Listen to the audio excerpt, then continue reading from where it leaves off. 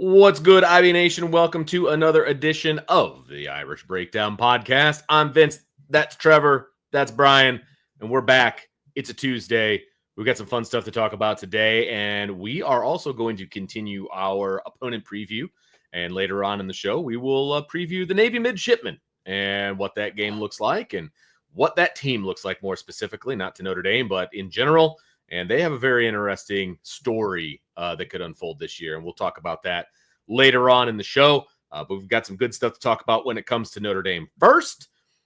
And we are done, guys, with the position previews. And so we are kind of moving into another segment of our pre-camp shows. And as a reminder, camp starts this week. And we'll have plenty of coverage, starting with the start of camp and all of those fun things. But we are kind of counting down here the last couple of shows before that happens. And we are going to get into the big questions and the biggest ones when it comes to Notre Dame as a team, offensively, defensively, and what that looks like and what kind of potential answers that those could be. We're not going to give you a bunch of answers today. Those are questions that we have that we need to get answers about. So we've got some fun stuff in store for you today, and we probably have some questions that you're anticipating, and then maybe a few that you're not. And that's the fun part about listening to the show, fellas. But happy Tuesday to both of you. Are we doing okay? Are we ready to roll, gentlemen? Dude, I'm so fired up right now. It's not even funny. Just thinking about fall camp and what we're going to see. And of course, I'd always like to have more access, but I'm not even going to let that bother me this year. I'm just excited to see what this team can be. And honestly, guys, follow up on and this is sort of a bit of a continuation of the show that I had yesterday with Sean, where we talked about, will this team be different than past Notre Dame teams, where you think about the 02 season and how fun it was. And then, the next year was terrible. And you think of 05. And even though, Vince, you and I definitely lived through that 06 season. We were both in our 20s and we're excited about, what's coming. And Trev was like, 5 when Ty Willingham was hired, you know what I mean? So didn't have to live through it quite like we did. I mean, he was kind of coming into what were you, Trev, 8 when Charlie Weiss was hired, right? But you look at it and it's that's about when I started being a Notre Dame fan. It was that 8 to 10 age. I don't remember what happened in the Jerry Faust era because I was too young to remember that. Exactly. And that's kind of what he went through with the Ty Willingham era. But you had that excitement of the 05 season. And then 06, you're 10-3, but it was a really disappointing 10-3. You had 2-3 blowout losses, just weren't competitive in those games, had some ugly wins. And then, you're in the desert again for a while. 5 seasons in the desert after that. And then bam, 2012 happens, and we're like, okay, Brian Kelly's going to live up to what I hoped he would be at Notre Dame, and 12-0, and they're going to build on that. And then 9-4 the next year with losses to Pitt, and you get smacked at Michigan, and Oklahoma whoops you on your own field and all that kind of stuff. And then 15 happens, and you're like, all right, they've turned the corner, we're back on track, and then boom, bottoms out at 16. Oh. You make the undefeated playoff year in 2018. And so, anyway, you get to all these different things, and it's why is this team going to be different? And there's a lot of optimism that we have that this team is going to be different. Sean and I both said at the end, I think this team is going to be different, and here's why. And just more of the bigger picture things. But what this show is going to look at is, what are the questions that this team has to answer? Some of them we're confident in that they will answer. Some of them maybe we're not as certain as what the answer is going to be, but how these questions get answered is going to tell us so much about whether or not this team builds on last season. And by building, for me, it just means you're an elite team again, whether that's semifinals, finals, or you win it all. It's just are you trending in the right direction and becoming sort of that tier 1 premier team? This is just this is the new normal under Marcus Freeman. Or was this like a 1-year hit and then they kind of go back and they look more like they were in 2023?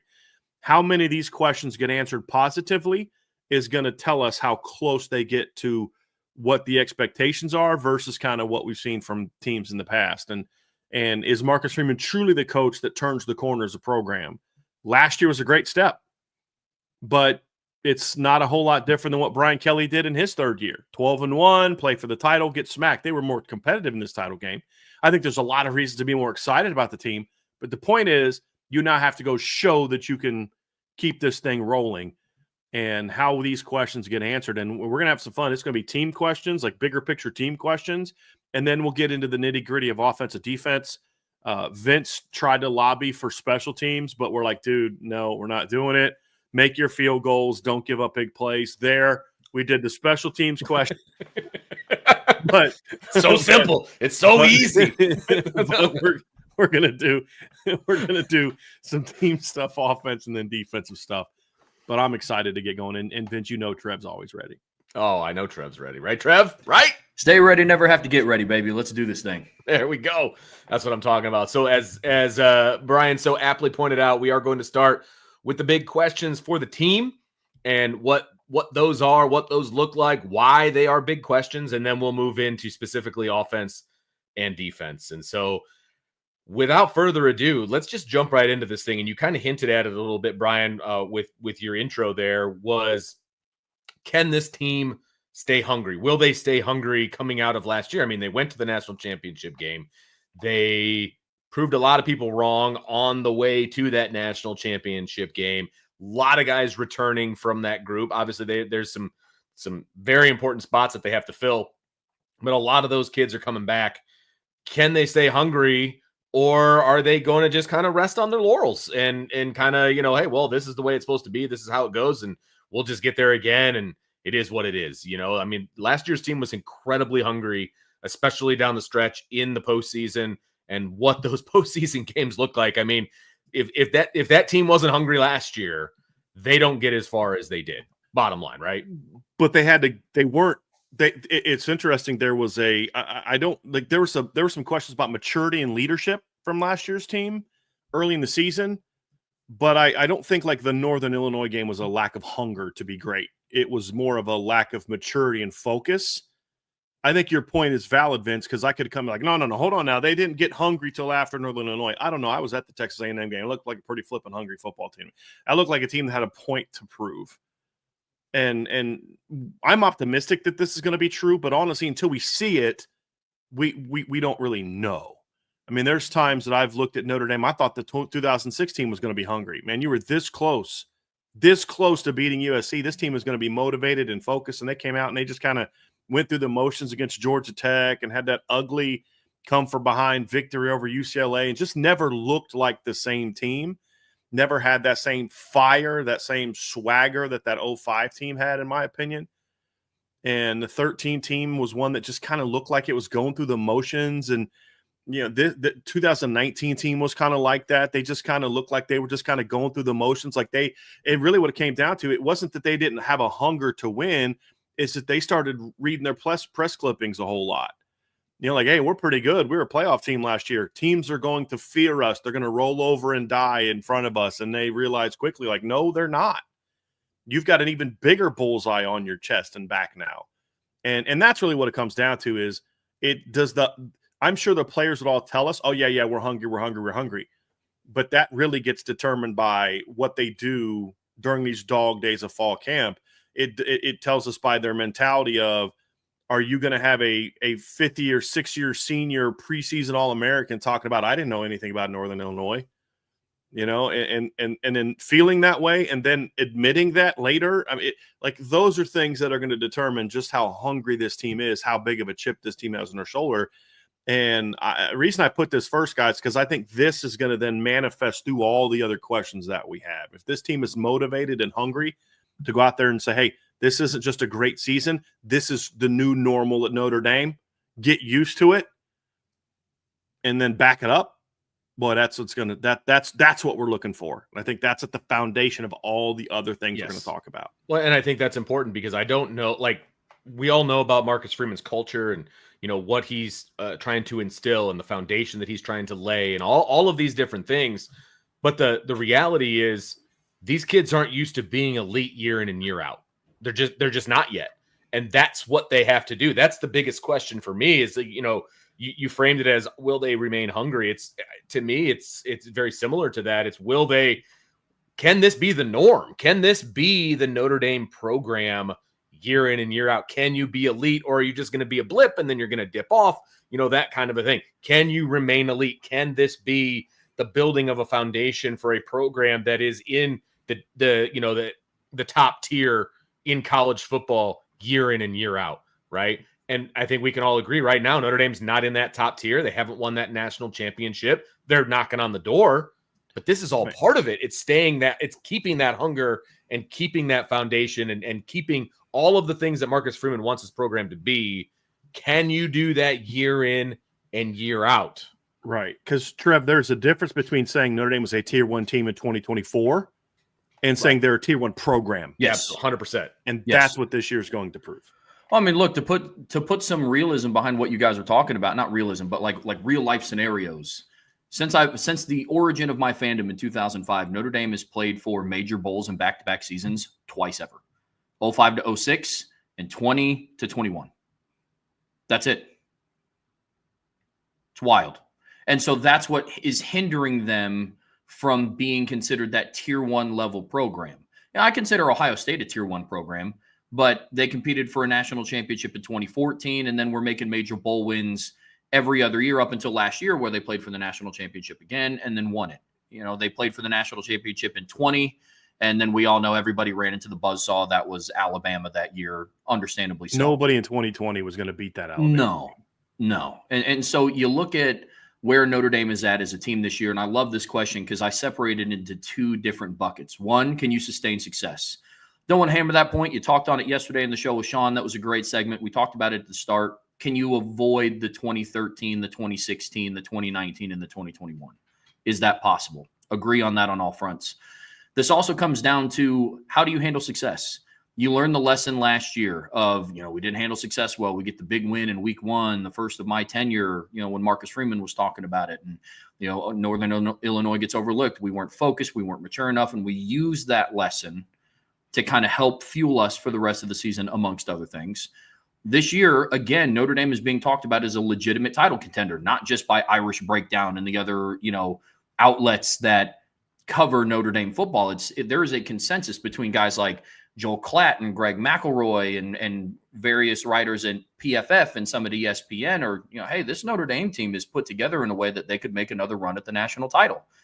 Now, then you also have the people on the other side, like PFF, that say that their odds to win the title are virtually zero. But that is what it is. Again, in PFF's defense, that was all based on a simulation machine they have. Yeah. I mean, their writers put Notre Dame in the top 10 in both offense and defense nationally. You know what I mean?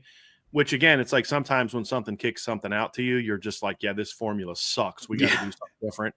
But like the point is valid. I've only seen, what's fascinating, Vince, is I've only seen one person. I can't remember who it was like just some real obscure person like CBS or something like that has not even had Notre Dame in the playoffs this year. And you're shaking your head like, no, but that your reaction is exactly what I'm talking about, though. Yeah. There's an expectation that, well, of course they're going to make the playoff. The question is, how deep are they going to go? And my thing is, they got to prove to me that expectation is valid. Mm-hmm. But I think that's where my optimism comes from when I look at where this Notre Dame football program is under Marcus Freeman. Is there is this expectation that there's a new floor here, but it just making it and being one and done doesn't show us that this team is necessarily bounced back completely, because the 2021 team would have made the playoff as well. Would have been a 5 seed. Probably gets smacked in either the first round or the quarterfinals, the way that team was. But it's just really fascinating to see that's that level of expectation. But now it's like, okay, but I don't want to just make the playoff now. Making the playoff isn't like what it was in 2020 or 2018. It's, do 12 teams make it? It's a different animal now. Can you keep that bar high to the point of, like you said, Vince, become a tier 1 program. Ohio State's down year in the last 15 years was like an 11-2 season where they lost to Missouri in the Cotton Bowl. Literally started the season 11-0, beat Notre Dame at Notre Dame, and then all of a sudden you lose to Missouri in the Cotton Bowl. You lose to Michigan and all those type of things. And so I think when I look at that, it's like, okay, that's what a tier 1 team looks like. Alabama has a 9-4 season, and it's like the world's about to end in Tuscaloosa. Like, that's kind of where you want to be. Like, could you imagine what would happen if Kalen DeBoer would have gone 4-8 in his first year at Alabama? He'd be out the door. But that's the difference here now at Notre Dame is that's or at least that's the expectation. Now we need to see if they can back it up.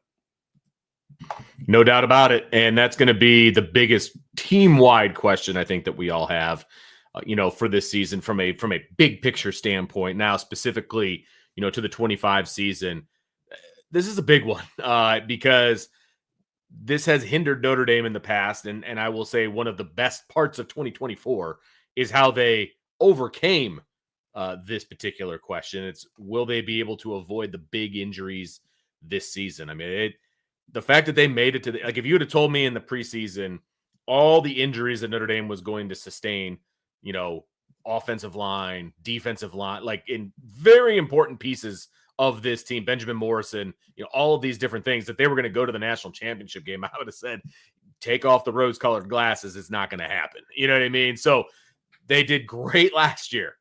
Can they avoid it this year, Trev? I think that's a huge question mark going in.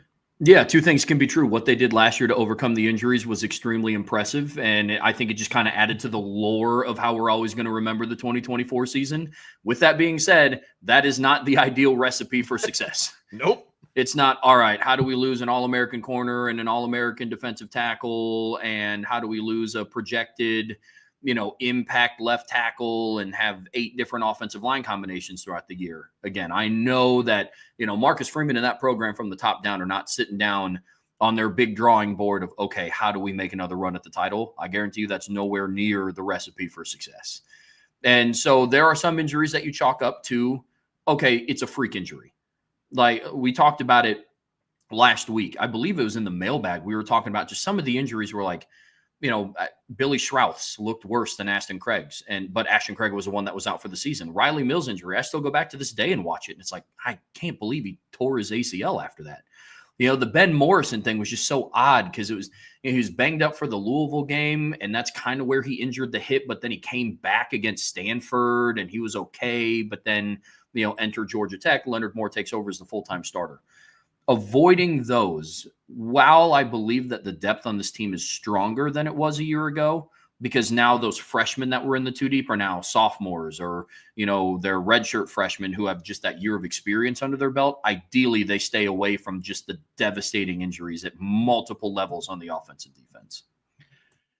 Yeah, I mean, look, Vince, it'd be nice to say, that's just the kind of program Notre Dame is. They can suffer 39, season-ending injuries. Incredibly hyperbolic. You guys get the what I'm saying, though. But like, yeah, they can lose two starting offensive linemen, and they can, their top tight end can be, hindered all year, and they can lose their, third down running back, and they can lose their starting Viper, and then his replacement 2 games later, and miss one of their standout D tackles, and then their All-American D tackles gets hurt in the first round of the playoff, and they can lose their All-American cornerback, and et cetera, et cetera, et cetera. And make it back to the title game again. No, you can't. And or at least you don't want to try it again. And we said, guys, you have to understand, last year was a unique season. Notre Dame benefited from the fact that, they had great culture, they had great depth and all the positives, but you also were in a year where it wasn't a great season nationally. We told you that before the year, and we'll say it again. They were able to overcome a lot of those things because they're very talented. And they are a very talented and well-coached football team, but they also got the benefit of it not being a really deep season in college football. We can be honest about that, which means in a year where that I don't expect it to be as down, like 2025, you've got to bring, you just can't go through that again. And it's certainly a big year for Lauren Landau because the people I talk to around the program, Like, look, I haven't always heard great vibes about the strength coaches at Notre Dame. Vince, you know that. You've known me long enough to know some of the stuff I reported about the couple that came before Matt Balis. But I hear things about Lauren Landau that are very similar to some of the things I heard about Matt Balis as far as the results of what we're seeing. Well, now it's time to, have another year where if you just have a lot of those unfortunate injuries, it's just kind of like, okay, you can't possibly have this bad of luck. There's got to be something more to this. So I think it's a big year for him. And if the work that him and his staff are putting in and the results they're getting is what I'm being told they are, then it's like, okay, I don't think we're going to see that issue again. There's always going to be injuries. It's a 16-game season. Somebody's going to hurt a shoulder. Somebody's going to tear their ACL. Something's going to happen. But it's the volume of them that is more of the issue. And then the bad luck part is that they just so happen to be two prominent players all the time. It wasn't like, your backup D tackle went down with a knee injury on a sack late in the half. It's your All-American did. That was the weird thing is it always seemed to be like, okay, another stud. It's not even just like a starter. It's like, oh, another stud. Great. It's like wonderful. This is just super fun that we're going to have to go through this. But, I think this team showed their heart and their talent and good coaching by being able to overcome that. You can't make a habit of that. Just can't. Agreed. And it's going to be, I can't imagine. I'm not going to say. I'm not going to put it out there. I'm not going to say it out. I'm not going to say it out loud. I'm going to keep it in my head. Smart man. We're just going to move on to the next question because I don't want to be that guy. You're so going to come back and blame me for that too, Vince. I know. It would absolutely happen for whatever. July 29th, 1:26 p.m. I didn't say it. I don't know. I'll remember, but about. You thought it. You thought it, Vince. You thought it. I didn't come up with the question. Okay. All right. So anyway, let's move on to the next big team question. And it is, will leadership be as good as it was last season? And I think, you mentioned before they went into the last season with some questions about who the leadership was going to be, what was it going to look like, things like that. I think there are other questions going into this season about leadership and who it's going to be, because I think there are a multitude of candidates who could be quote unquote leaders or captains in those kinds of things. So that's going to be a big one, Brian, is what the leadership is going to be like. And last year had great leadership eventually. But I don't know that leadership was great at the beginning of the season. I think there were some guys who became great leaders that were still trying to find their way a little bit early in the season. Riley Leonard struggling to maybe be the leader he wanted to be because he's trying to figure out how to read the defense and complete passes. You know what I mean? And certain guys really, Riley Mills going from being a complimentary player the year before to a guy that now is being tasked with being like the stud of the defense. And there just were some guys that I thought struggled to handle that role. Xavier Watts becoming, trying to learn to be a bit of a more vocal leader as opposed to just a by example leader. And then the Northern Illinois game hit, and we saw, I think, a question of leadership because there was no answers from an intensity standpoint. I know that we were talking about where's your leadership when coming out of the Miami of Ohio game. And I think that was a bit of a turning point from a leadership standpoint. We saw a very different Notre Dame team come out against Louisville from an energy effort standpoint, and it just maintained really the rest of the year. And the focus wasn't always there. I didn't think they were incredibly focused in the first half against Stanford. I didn't think they were incredibly focused in the first half against Virginia. They weren't incredibly focused in the first half against Florida State, which is going to happen when you're playing a bad team. But the leadership was there. The intensity was there. The energy was there. And then they answered the rough starts in some of those games by rolling teams. Something they did not do against Northern Illinois. And so I think we knew who the leaders were going to be last year, much more so than now. But what kind of leaders will they be is a question mark. Now I think it's a little bit of both. We don't necessarily know who the leaders are. And then how are they going to be? I've heard good things so far, and some of it I talk about in those intel pieces I have on the board. But it's great to be that way in July, but I want to see you be that way at halftime of a game where you're not playing great. And I want to hear about that in the middle of fall camp when the O-line's dragging for a couple days and Billy Schrouth or Emil Wagner and Ashton Craig is like, we ain't tolerating this. Because, look, I don't care who you are as a coach. You can only take a unit so far. Like, I mean, we could be like, man, Joe Rudolph is the best O-line coach in college football. But you can only take that so far. You then have to create a culture in which your player leadership takes you the rest of the way. That was true under Harry Hiestand. That was true under, Ed Warner. That was true under Joe Moore. Your player leadership has to take you to that, I'll take you here, but you got to get us to the mountaintop. Does that step up this season? We need to hear those things. And the more that do that, not just for the team, but then at each position group, the more the team is going to be able to handle some of the slings and arrows that comes their way and some of the ups and downs that are just happen to every team in every season. Yeah, absolutely. I think it comes down to what type of leadership you're going to get on either side of the ball. As of right now, today, I would say I have a few more questions about it on offense as far as what types of leaders that there are. Defensively, it's not going to surprise me if the first day in fall camp, the two loudest people on the defensive side of the ball that we hear is Drake Bowen and Adon Schuler. From everything that I've heard, the stuff that I saw in the spring, none of that would surprise me at all.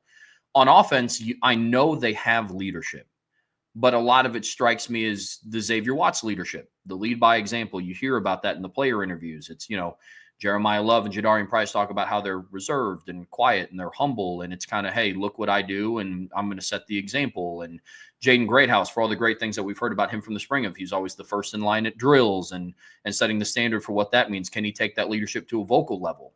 How do the transfers impact that? Malachi Fields was a captain last year for Virginia. Does that translate over into South Bend? Now, on the offensive line, you brought up some other players, Emil Wagner, Ashton Craig, Billy Shroud, things that we've heard great things about that are on the intel pieces on the boards. That it's, okay, what does that next level for you guys look like? So on the offensive side, it's not a question of if they have it. I think all three of us are confident that they do. It's a what type of leader will you be? Because you do need a good mix of both. When you have 5 leaders on the offensive side of the ball, but everybody's like hey, just watch me do my thing and just do that. And it's like, okay, that works, but Jeremiah Love, not everybody can hurdle a defender that's standing up fully grown against Northern Illinois and run it in for a 34-yard touchdown. So how do you kind of bring the juice a little bit? How do you – I think a very underrated player that was able to do that for Notre Dame in years past, and I think back to, Nana Osafo-Mensah. He was a big rah-rah leader type of guy. Wasn't a starter, wasn't a – but he was able to get the guys going. Who steps up into that role this year for the offense? I think that's a big question. I think it should also be noted that Notre Dame was able to add some leadership through the transfer portal. And you mentioned, Trev, that Malachi Fields was a captain for Virginia. Well, so was Will Pauling at Wisconsin. And that's something that we've talked about, like finding some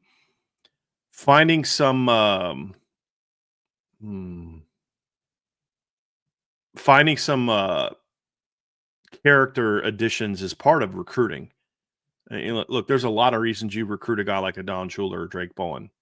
Part of it is talent and all this, but part of it is, hey, that guy's gonna. You got to be able to identify guys like that through the recruiting process, portal wise and team wise. And I think that's there's a very clear focus on finding character on the recruiting trail. And not that the previous coach didn't do that. It's just I'm just focusing on this coach, which is why I'm a little bit more confident that this is going to take off, because I think, Trev, I actually think there are some guys on the offensive side of the ball that have started to show things that answer your question. Will this guy just be a leader by example, or is he going to be a vocal leader? Which I think not being inside the team is a fair thing to point out. But from what I'm told, guys like Jeremiah Love, guys like CJ Carr, guys like Will Pauling, Jaden Greathouse, Billy Shroud, Ashton Craig have started to say, hey, no, I am going to be that guy that is going to stand in front of the room and be like, nah, this is going to be different. This has got to go. And then there's also the leaders by example. And so I'm more confident in that based on some of the things I've heard about this team this offseason and some of the things I've put in those intel reports on the board. Love it. Let's get to our next team question, and that is and this one is a very nuts and bolts, black and white, in my opinion. And it's, can they survive September? We've talked about this team a bunch and how arguably the 2 first games of the year are the biggest games of the year. Now I realize the first game isn't technically in September; it's August 30th. Well, but see, that's why when I put this question in there, because it's not just about Miami and A&M. Hit it. Because it's about the way the schedule shapes up. we talk about it being a very top heavy schedule. Where I think people miss the boat on that is they just assume that we're talking about Miami and Texas A&M. And I think that's part of it, but I also think you've got that game at Arkansas coming up as well in game 4, which is the last game of September. You could say, okay, you lose to Miami, but bounce back with a win over the A&M, or you beat Miami and then you stumble, you lose your 3rd out of 4 years home opener to A&M, and okay, but you can weather that storm. But that Arkansas game to me is looms a little bit large, to where coming out of September, are you in a position to then make a run the rest of the way? Which is in 2 areas, Vince. One is if you're undefeated, then you're in a mode where you can sustain an upset loss to an NC State in October, which is what we've talked about as the trap game. But if you're going into that game with a loss, or going into that game with 2 losses, now you're in trouble. And I think that surviving September in that regard, and also surviving September from an injury standpoint, is not suffering a lot of early, because like what hurt them last year, I think, is that so many of those injuries happened early. And it hurt. And when I mean hurt them, I mean part of the reason why they didn't play well in September is because so many of those injuries happened early, that, Anthony Knapp being thrust into the starting lineup, right, early on. You had, Jordan Patelho going down early. You had, Ashton Craig going down early, to where you could just never. Riley Mills is banged up. Josh Burnham gets hurt against Northern Illinois. Like, it just, Riley got hurt against Northern Illinois. It's just like right away, you're just like, man, this is not a healthy team. And you wonder why they kind of stumbled early on. Well, then as guys were out and younger players started getting into more of a rhythm, then boom, here you go. You're now rolling. Hopefully this team can kind of have some continuity. And that's the word I was thinking of in my head that I didn't say, is there was never any continuity in September. It was like some new guy being thrust in the lineup. It wasn't until you started to find a little bit of that the team started rolling. So that's the other part of this surviving September thing, Vince. It's the 2 early games, but then also that Arkansas game where, man, you there's a couple just potential stumbling blocks in the early season. You come out of September, no losses, relatively healthy. This team, I think, rolls. Even if you have 1 loss, but they've bounced back and there's some continuity, then you feel good going into that stretch of October that starts hot with Boise and then, NC State and USC. And so that's where I meant for that one, is can you survive that month in a way that they didn't last year? Now, they overcame it, but it put them behind the 8 ball all year.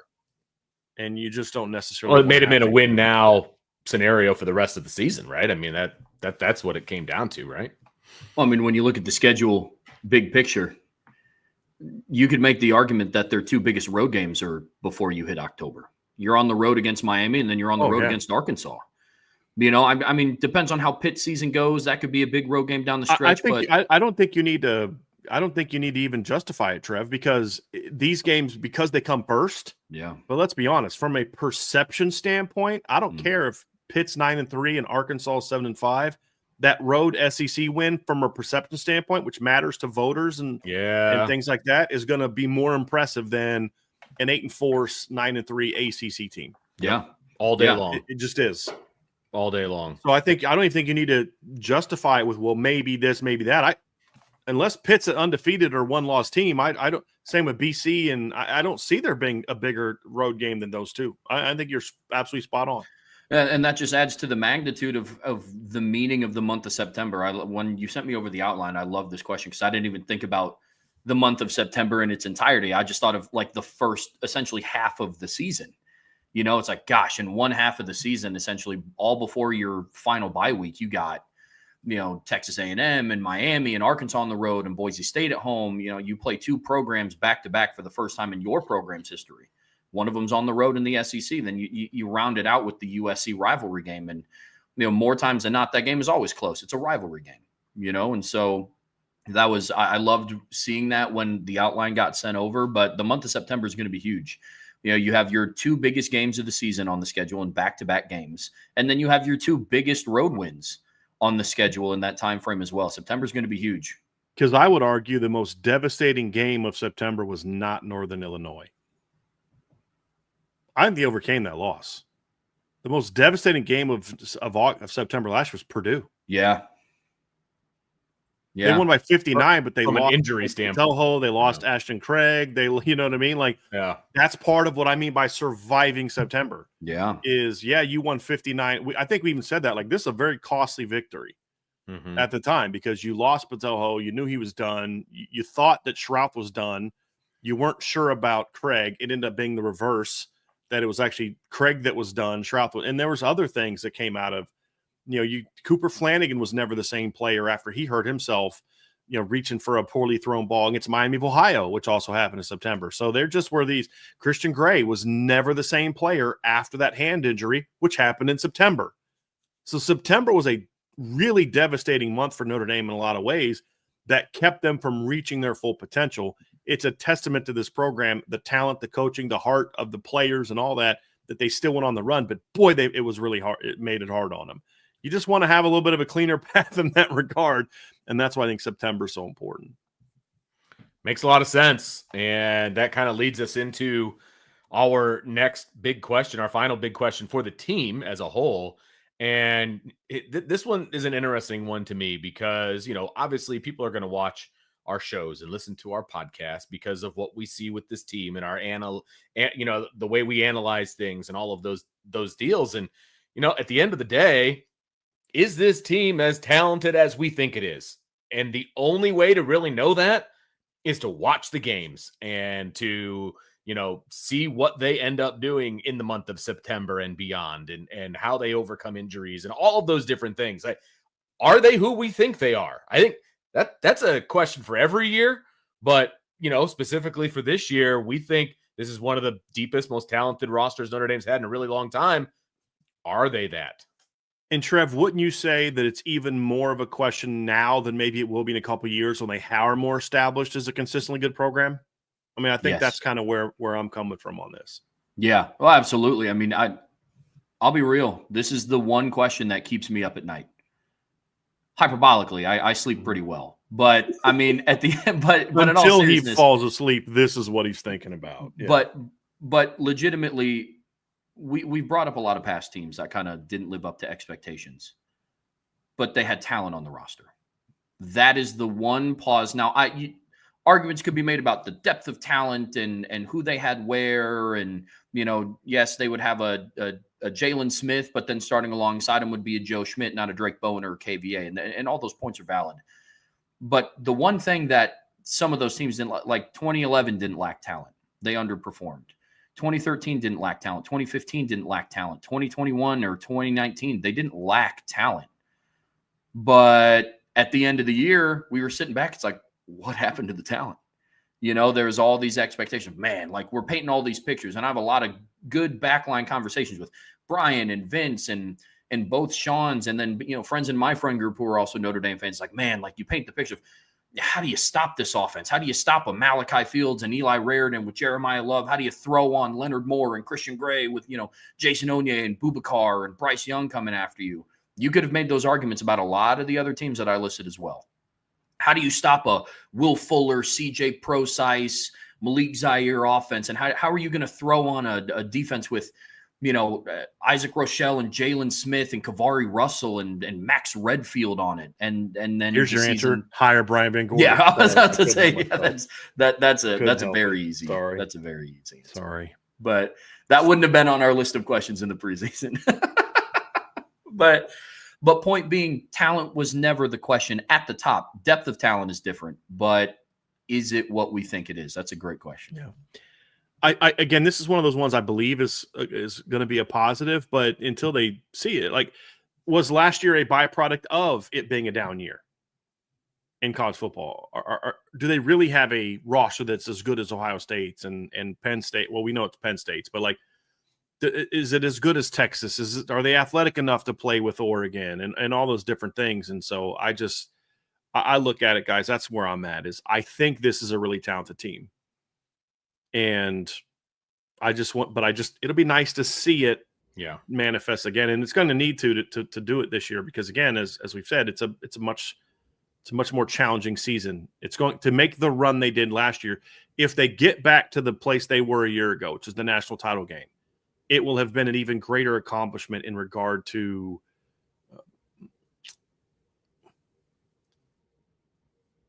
yes, you had to overcome a lot, but as far as the quality of the opposition you had to overcome, it'll be tougher, not just in the regular season, but also in the postseason.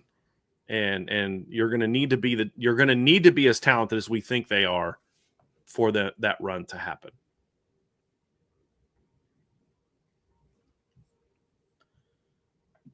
All right, so let's jump into our big questions for both sides of the football. We will start with the offense. And I think the biggest question, or one of the biggest questions for the offense, and one that a lot of people would jump to right away and that we'll tackle right off the bat, is will the offensive line take another jump? And, we've talked about the fact that there's a lot of guys returning. They all have eligibility after this year. They could be one of the top offensive lines in the country. They're already dealing with an injury. So can this line as a whole take another jump? This is something we should all be able to agree on. We all have these debates. Well, is Joe Rudolph a good coach or not? Is the talent good or not? Is Anthony Knapp good or not? It's like, well, all that's irrelevant.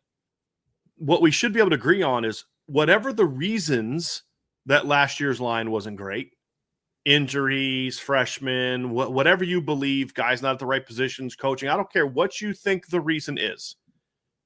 Anyone being honest and objective should be able to look and say that wasn't just based on the play, a vintage Notre Dame offensive line.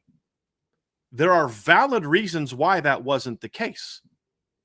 That's irrelevant. The point is, this is a big year for Joe Rudolph to say, look, it really, like, I thought about doing it, like making this a year 3 thing, because I think it's an important time for a position coach.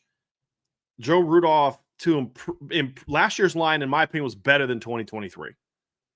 So when you have all the injuries they had last year, true freshman left tackle, all this, and you're better than you were the year before, when you had Joe Alt, Blake Fisher, Zeke Carell, clearly there's some development happening. There's some good coaching happening. But now it's about, okay, man, now it's time to take it to another level. Whether you think they were really good last year but not great, whatever you think about Joe Rudolph, Anthony Knapp, Ashton Craig, Billy Shroud, it doesn't matter. What we should all be willing to admit is there's another level that's expected from the Notre Dame offensive line. You are more experienced now, so you can't use that as an excuse like you could last year, because 6 career starts is an exceptionally low number for an offensive line coming back. Well, you're over 50 now. And then on top of that, all the snaps that Sullivan Absher got in blowouts, and Christopher Terrett got, and Gerby Lambert got, that you say, okay, now it's the talent is there, the depth is there, the experience is there. You're in year 3 of your offensive line coach, and you're in year 2 of learning the offensive system. All the pieces are in place for this to be an outstanding offensive line. And the reason this is key, number one, is because this is the unit that lifts everybody else up if they play to the level they're capable of. We know Jeremiah's a stud, and Jadarian's a stud. And we think Kedron and Neas and Jabron and Nolan James are all really good players. But you know the thing that can destroy a great backfield? An offensive line not getting the job done. On the flip side, we think those guys are studs. What's this going to look like when they are running behind a vintage Notre Dame offensive line? We all think CJ Carr has a chance to be a really good player. We think if it's Kenny Minchie, heck, I'm fired up about that too, because for order for Kenny to start, that means he had to beat out CJ. That means you're going to be pretty good. That can get negated real fast if your offensive line isn't doing well. On the flip side, if this offensive line does make a similar jump in pass pro this year, like it made in run blocking last year, big jump from year 1 to year 2. If it can make a similar jump in pass pro, all of a sudden your young stud quarterbacks are feeling comfortable in the pocket. Good luck opposing defenses. Be praying for you, because this is not going to be good for you today. And so you could have a receiving core and a tight end we feel great about. But if the quarterback doesn't have time to throw, then they can't maximize their potential. So that's why this unit, above all other things, above quarterback and all this and all that, this is the unit that's going to drive this team's success. Either we're going to be talking about, boy, Joe Rudolph has really come into his own and he's really taken this unit to another level and raised the bar, or it's like, okay, if you can't get this line going, what do you need? 195 career starts before you can finally start saying I can get the most out of my offensive line. Well, any offensive line coach can do that.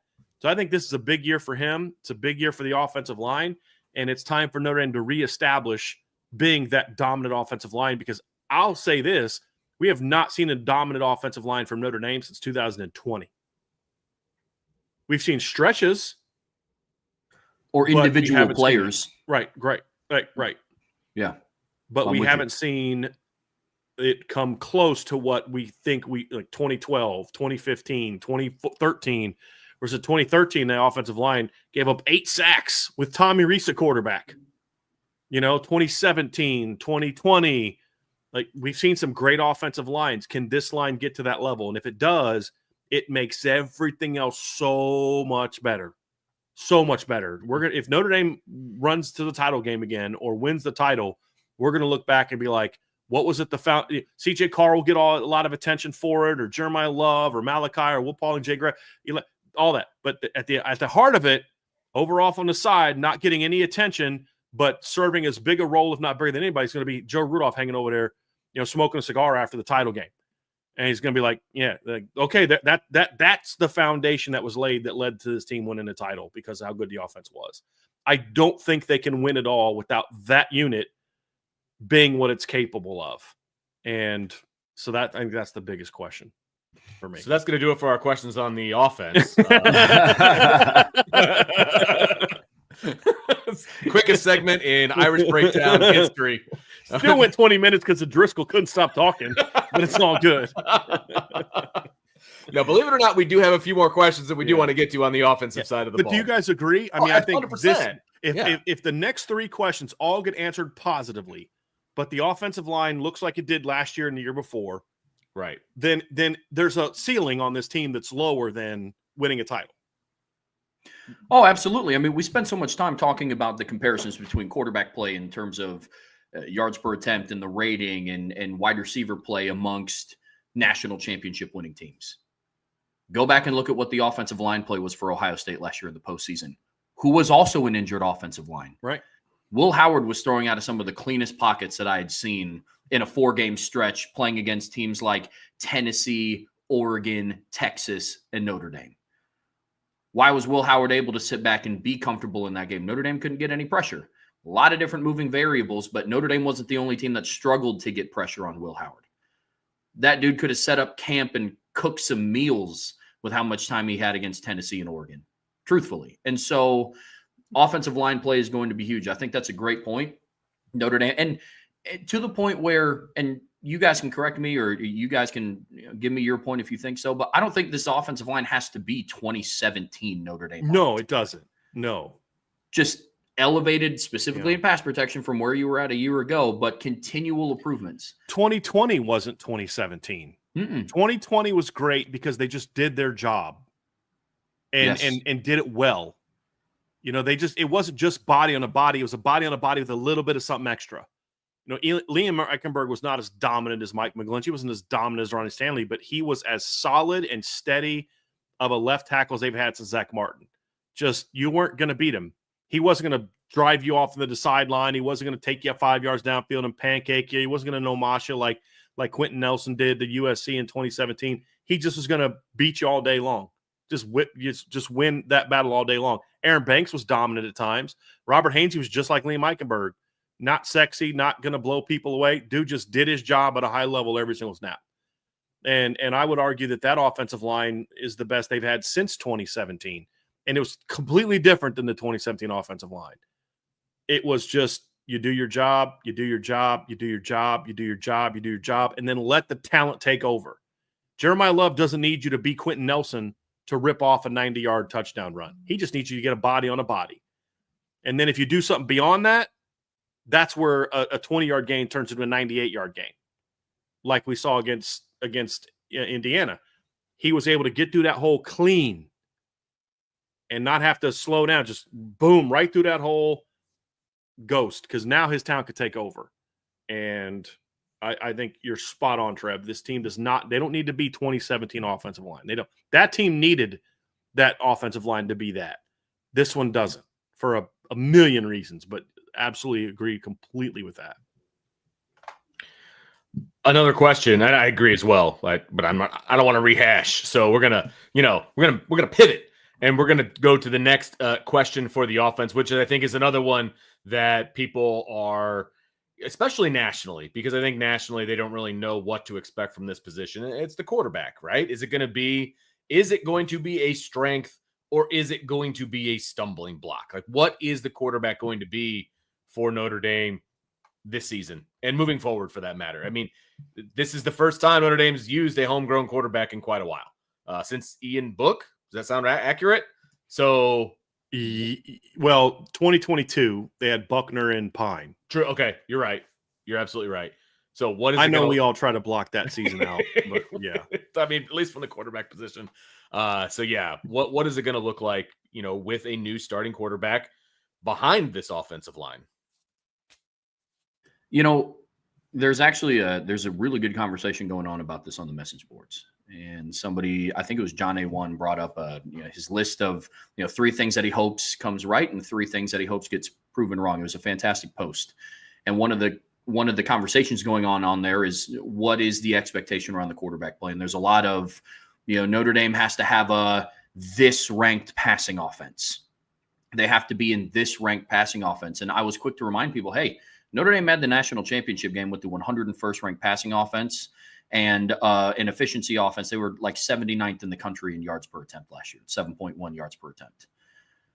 The quarterback play, for it to be considered a strength, CJ Carr, Kenny Minchie, they don't have to look like Joe Burrow or Baker Mayfield or Lamar Jackson, or it's very similar. I won't be upset if they do. No, not at all. But no, not at all. I mean, if that's what this looks like, post-game shows are about to be awesome.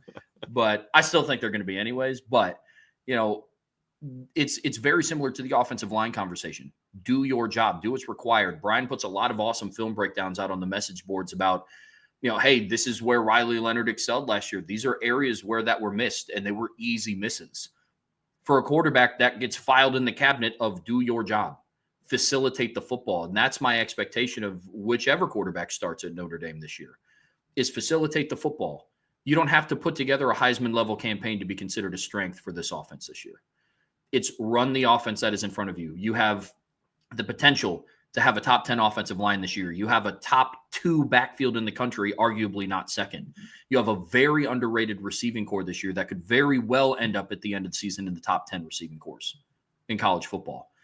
Just live within the offense, but I don't want that to come off as a negative connotation, because sometimes people hear that it's like, oh, you don't want him to go be a playmaker. For somebody like Riley Leonard living within the offense, they quickly learn that that's just not something. He has to go play a little bit of street ball. But with guys like Kenny Minchie and CJ Carr, who can be effective and really effective within the confines of what Mike Denbrock wants to do on offense, they don't have to go light the world on fire and throw for 6,000 yards and 59 passing touchdowns to be considered a strength. And that's what's exciting about this room. But it is still a question, because, Vince, you brought up a valid point. There's been a minute since they've gone with a homegrown kid. And so that was their worst season of the 2020s. And so it's one of those where it's like, okay, what is this going to look like for him now? What is this going to look like? And that's a major question. I agree, Vince. I mean, Yeah. It's simple. This team can only go so far if the quarterback play is just average. Agreed. And I will say that I don't anticipate the quarterback play being average, but it's still a question mark. It's still something that we don't know, because neither guy that's in contention for this job has experience as a college level quarterback. Never taken a meaningful snap in college. And it's not even just about the production and all that. And they could play very, very well. Ian Book threw 34 touchdowns and 6 picks in 2019. Right. But it was so hollow. And it's not just, this isn't a shot at Ian Book. That team was that way, where they would just run up the score in these really bad teams and then just look very mediocre against good teams.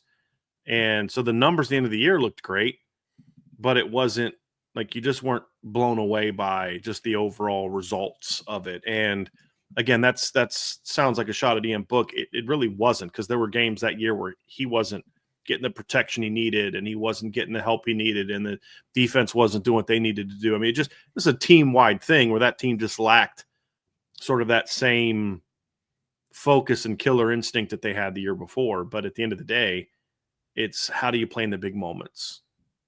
How do you play against the better teams? And that's what the 21 offense lacked. It's what the 19 offense lacked. It's what the 17 offense lacked, if we're going to be real honest about it.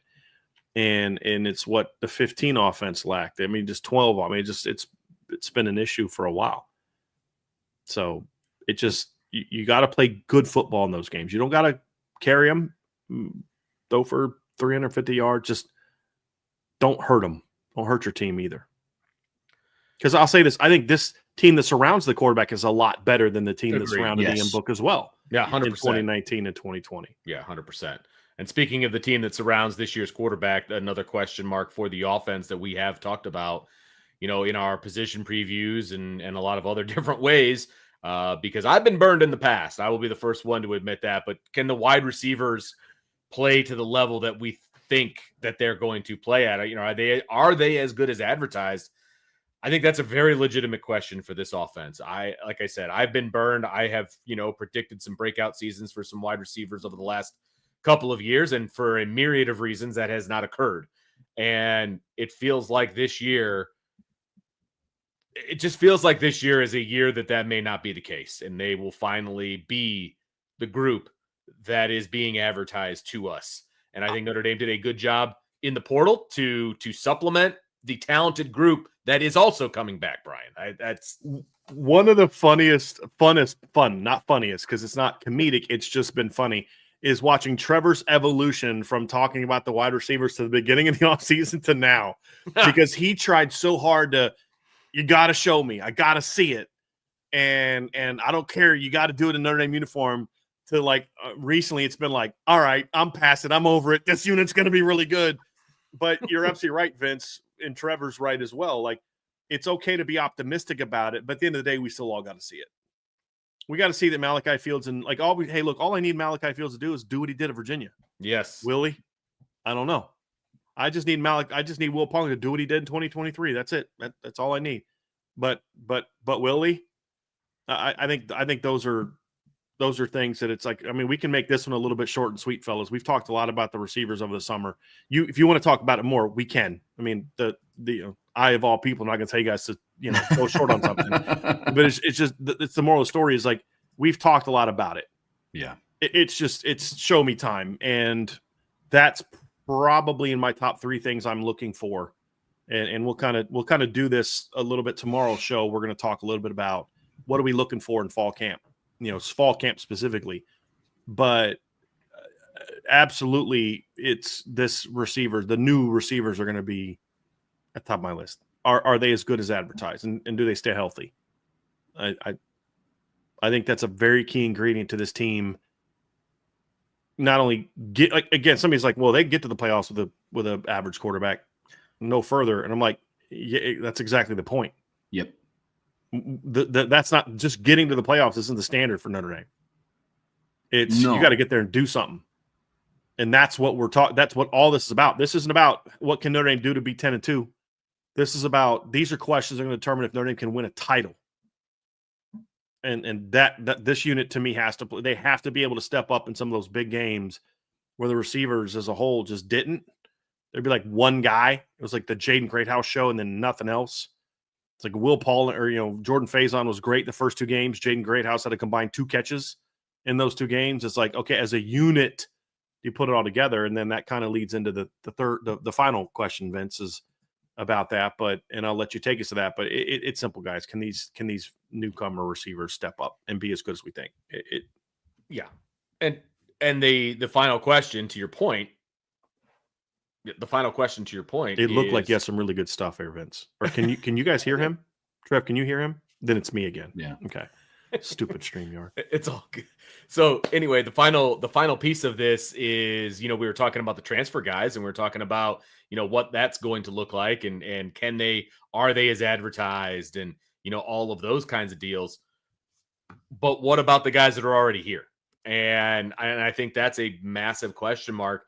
Can Eli Raridan at tight end, and can Jaden Greathouse at wide receiver, can they meet the expectations, I think, that we have placed upon them? Not we at Irish Breakdown, but we as a fan base, we as a, the team themselves have put on these guys. Oh, I'll say And, it. That's all Irish of those breakdown. things. I mean, Us too, I think but I'm we just saying speak not us for that. specifically. Yeah. Yeah. I'll own that. Yeah. I'll own that. I think these two guys, Trev, you talk about all the returners outside of Jeremiah Love, I think these two returners have as much on their shoulders as anybody that returned that played a lot for last year's team, outside of maybe Anthony Knapp. These two pass catchers, I think, more than anything, their impact will be the greatest past the 2025 season. That's why I think that their impact on this offense is going to be that much more. Like we talk a lot about the recruiting trail and the implications of what a passing offense could do for this team, a lethal downfield passing attack. We talk about a lot of anti-recruiting tactics against Notre Dame. It's like, well, look what Malachi Fields and Will Pauling did for him. It's like, yeah, they had them for a year and they were already proven players when they did that. Can Notre Dame develop their own guys? Can they get their highly touted recruits to perform that way? Because, school A or school B has a track record of doing that. Now, I think that's all the more reason why an Eli Raridan breakout and a Jaden Greathouse breakout will pay major dividends down the road, not just for 2025. But I agree completely. Like, this passing offense can't be what it is if Jaden Greathouse and especially Eli Raridan isn't who we believe them to be. And it's two different lights. With Eli Raridan, it's just we have to see it in bulk. The tools are there. You're 6'7", you're 250, you're a fast tight end, you're a vertical threat that can make plays after the catch. And we've seen it in the Jersey scrimmage, and we saw it in the Blue Gold game. Can we see it down at South Beach? Can we see it in the postseason? Now, argument could be made that we had the opportunity to see it in the postseason at times if he got the football, but that kind of falls in line with some of the other questions that we've covered today. Jaden Greathouse, can you replicate the performances you had against Louisville and Texas A&M and Florida State? Not just against Penn State and Ohio State, but can you replicate some of those performances over the course of a 14, 15, 16 game season? Not just, did you see what he did in the semifinals in the national championship game, which I don't want to take away from what he did in those, but the dichotomy of you did that against Penn State and Ohio State, but then you also had like 6 games where you didn't catch a pass. Not all his fault, but what's the in-between with him? Those are two big questions, but they hold the key to this passing offense really blowing up, and then for all the implications of what it means after as well. Yeah.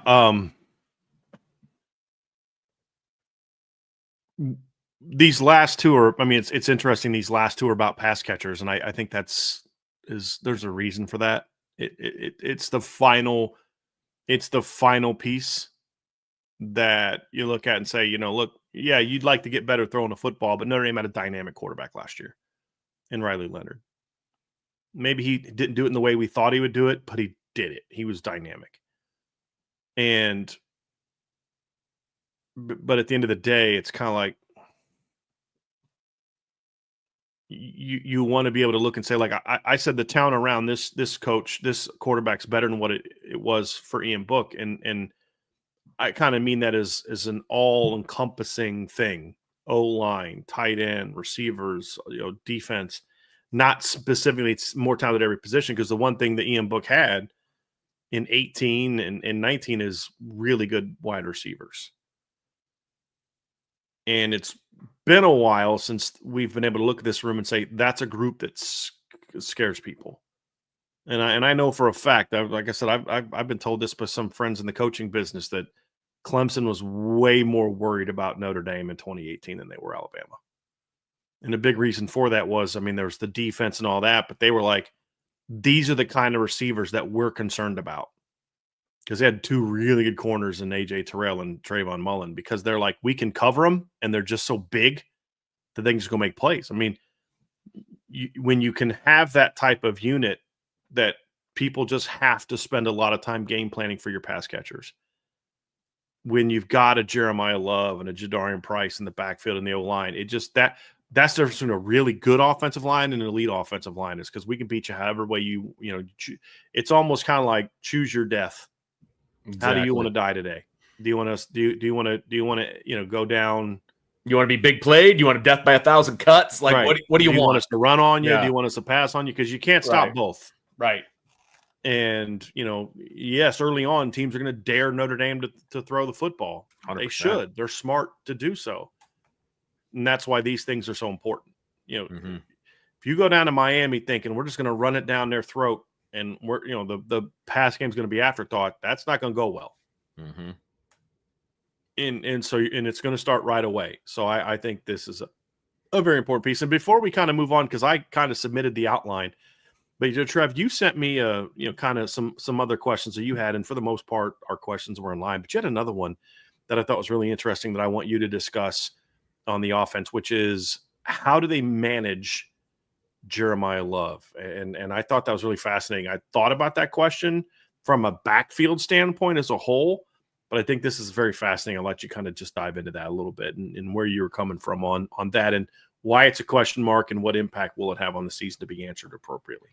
Yeah, absolutely. There's a common, I guess you call it a stereotype around Jeremiah Love that, through the first quarter of the season, because you're on the road against Miami, you're at home against Texas A&M, you end September on the road against Arkansas. It's like, well, they got Jeremiah Love coming back. He's, the best running back in college football. He's probably just going to carry the brunt of the workload. It's like, okay, well, what we saw last year is a player between rushes and receptions combined average like 11.97 touches a game. Postseason affected those numbers a little bit because he only carried the ball like 4 times against Ohio State and he only carried it like 6 times against Georgia. So, but averaging out, it's around 11 to 12. And we still saw him a little banged up for the postseason.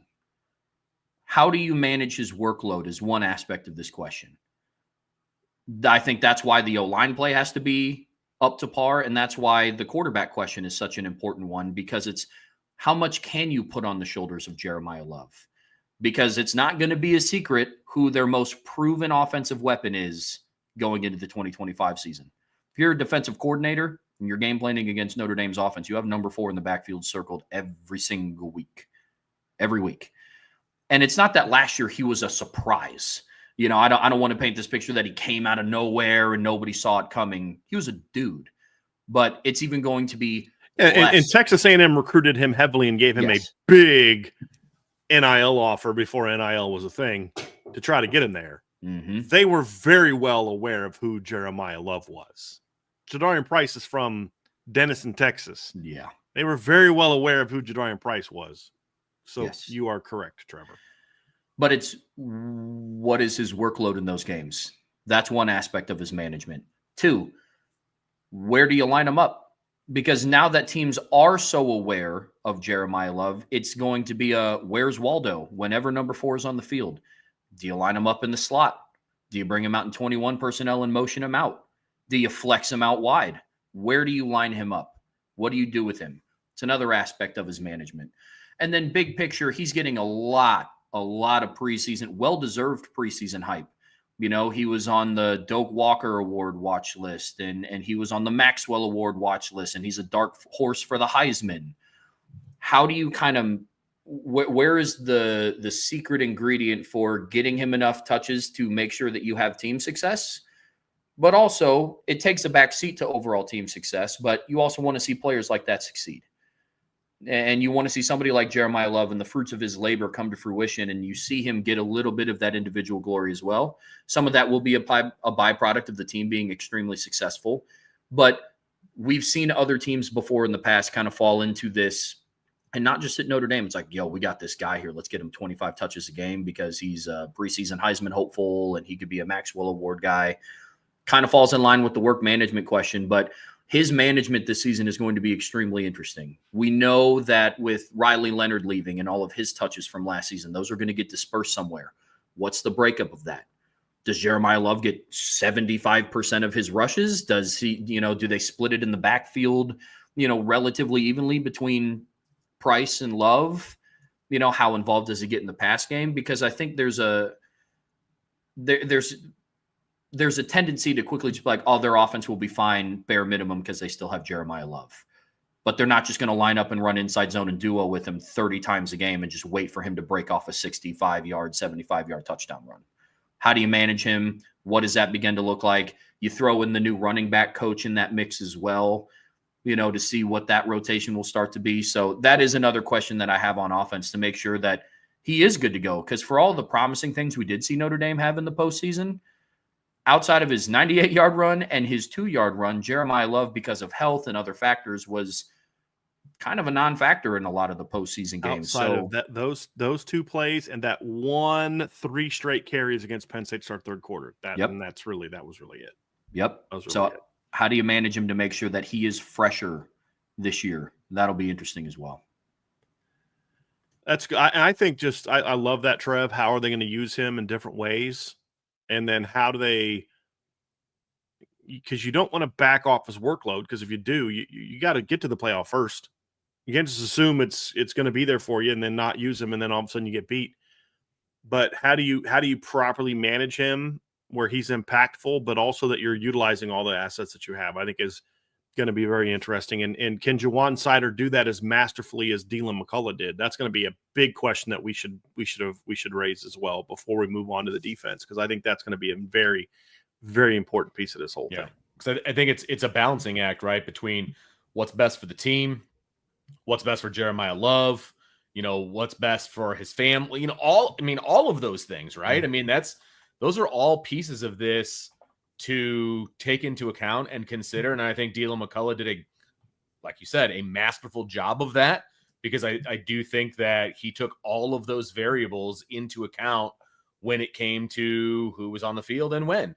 And now you've got all this preseason hype, as Trevor just kind of alluded to, and who Jeremiah Love is to this program and to this team and to the success of this team. And, it's hard to, on paper, say that, well, why would you not have Jeremiah Love on the field every single third down?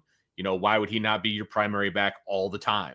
You have to balance that on paper with what is best for Jeremiah Love too.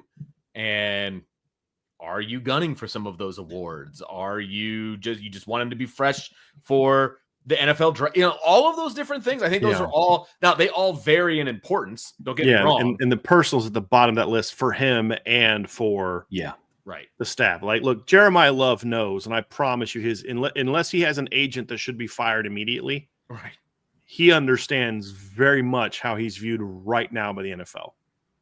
There's some things he has to work on and improve. It's all rising sophomores, all players going from their sophomore to junior year do. But it's like, dude, you got nowhere to go but down. Correct. Basically, you're the top back in the draft, in my opinion. Yeah. And so it's not like they got to work him 20 carries a game to prove something to the NFL. It's more so just about how do you use him as a weapon, and then how do you manage him to where he is impactful for you, but also you don't wear him out by the end of September. Right. I mean, it can be very tempting to say, look, we're going to get him 30 touches against Miami and A&M. All right, fine, but you better be pulling way back on the reins later on. Exactly. But it's also, but you don't have to do that. Right. When you've got Jadarian Price and Aeneas Williams and Keedron Young and the rest of the guys on the running back room. And that's kind of where I'm coming from. It's not as necessary to dominate the way that you might with some other guys because of how good the rest of that room is. Yep. So it's a very, very interesting point, Trev. Very well done. All right, gentlemen, let's roll over to our biggest questions for the defense and kind of what that looks like. And we'll just kind of dive right in, big picture for the defense. And that is, can Krish, I always like Krish, blur Krish his name Ash. together. Yeah. Apparently I have a speech impediment when I speak about Chris Ash, but can he keep things rolling as the defensive coordinator? Big shoes to fill, obviously, with Al Golden headed off to the NFL. I mean, this is by far the biggest question on defense, like by far. And there's some other things that we'll get into that are important, but look, Al Golden did an excellent job in Notre Dame the last 3 years. And I like, people, this mistake, and like every coach has those mistakes. The fact of the matter is Al Golden did a heck of a job in his 3 years in Notre Dame. Heck of a job. And he did it his way. I mean, there were things that he liked to do. Marcus Freeman gave him the freedom to do that. And this notion that, like, well, Marcus Freeman's going to make sure the defense doesn't go poorly. I'm like, well, yeah, to a degree there's that. But he also has shown that he's going to let the defensive coordinator coach the defense the way he wants to coach the defense. There's obviously certain principles that Marcus Freeman looked for when he hired a guy. But it's still going to be, hey, this is your job. I'm the head coach. This is your job to coach the defense. And there's so many different layers to this. Number one is, will he be as good at picking apart the little things to look for to go after an offense? Will he do a good job of the pressures, whether he blitzes 80% of the time or 10% of the time? Will they be as effective as Al Golden's pressures were when he was really rolling with this defense? And, will he maximize the talent in the secondary appropriately? Because you can say I have these two really good players, but if I'm going to ask them to do things that they're not necessarily great at, then, that's not being a good football coach. It's like we blame Brian Van Gorder for not getting more out of Jalen Smith. Well, how do you do that? By not putting him in as many situations to impact the game that you should, and then also not designing a defense that fits what he did well. And the fact that they never let Jalen Smith really rush the quarterback in his tenure or blitz a lot in his tenure, I think was a mistake. So there's just so many different things to this that you look at and say, I need to see who he is. Does he make in-game adjustments as good as Al Golden did? Does he game plan as well as Al Golden did? Is he as good in certain situations as Al Golden was? Are they as aggressive? Do they force as many turnovers? Does he improve in certain areas where Al Golden maybe wasn't always great? Can they tackle better? And we'll talk about some other things, but man, this is, and then the final piece to me is, does he interact as well with the staff as Al Golden did with members of the staff? Like, especially with the linebackers coach, Max Bulla, and then Mike Mickens, where Mike Mickens had a lot of say in the structure of this pass coverages the last couple of years, especially last year. Does he get as much of a say in that as it happened before? Those are all answers that we need to find with Chris Ash. But at the end of the day, it's like, does he just keep this thing rolling in his way, right? Like, I don't need him to be the next Al Golden. Just like I won't ask the next guy to be the next Mike Mickens. I'm not asking Jawan Sider to be the next Deland McCullough. You be you, but the results better be the same. The standard is what the standard is. Right. Yeah. Right. Yeah. Do it your way. Do it how. I don't need him to run the same coverages that Al Golden did at the same amount. I don't need him to blitz the same. And you be you. But at the end of the day, the results better be the same, which is a dominant defense. And then if he can even elevate it a little bit, that'd be even better. That's okay too. We shouldn't assume that it's not capable to be even better than it was. I think Al Golden did a great job, but I don't think that this defense was absolutely as good as it could ever be. I think there's certainly room to improve, and that's an expectation for Chris Ash to do, because good night, he's got a lot of talent. I mean, goodness gracious, this is a really talented defense. So, but I mean, guys, we were just talking about, I think it was Trev, maybe it was Vince, but how do you have a defense that doesn't maximize Jalen Smith and Isaac Rochelle and Sheldon Day and Jerron Jones and Romeo Okwara and Jalen Smith and Kivari Russell and Cole Luke and James Onwualu and Matthias Farley and Max Redfield and Elijah Shoemate and on and on and on and on. Your defensive coordinator doesn't do a good job of maximizing that talent. That's how. Like you go look at the 2015 roster and compare it to the 2018 or the 2017 roster, and you're like, dude, that's not even close. And then I look at the 2017 defense, and I'm like, yeah, that was a better defense. Yeah. Than the 2015 defense was. Yeah. Why? Was it a player problem? Not at all. It's a coaching problem. The person steering the ship in 2017 was different than the one steering the ship in 2015. And this is the one question on the entire list that I couldn't even begin to formulate an answer. This is the one that I have the most difficult time with, because on one hand, you return every major position coach. Al Washington comes back. Max Bulla comes back. Mike Mickens comes back. You have all the talent. You're bigger. You're longer. You're more athletic in certain areas than you were on last year's defense. I would argue they're more athletic just in general. As a whole, agree with that? Yeah, absolutely. But then on the other hand, the person who is kind of conducting this orchestra, you have no idea what it's going to be. You have no idea what the final product is going to look like. I think we have ideas but some of it you have to make inferences from. This is what he did this year because he had this type of player, and he's said before, it's a lot of looking in between the lines. And this is one of the very few questions that we will have to, and it won't even be fully answered on August 31st. It's going to take a few games. It'll be an ongoing evaluation of really the 25, because we didn't know what Al Golden's defense was going to look like just based on what they did against Ohio State in 2022. Do y'all remember how good Brian Van Gorder's defense looked the first couple games of the 2014 season? I blacked it out. Shutting out Michigan, and people are like, oh, you were wrong on that hire. And I was like, let it play out. Just be patient. And then by the time we got to North Carolina, everybody's like, oh, now I see what you were talking about. Now I get it. And because in all seriousness, I mean, look, they gave up 17 points to Rice. Rice scored a garbage touchdown late. They beat Michigan 31-0. They beat Purdue 30-14. Beat Syracuse 31-15. Beat Stanford 17-14.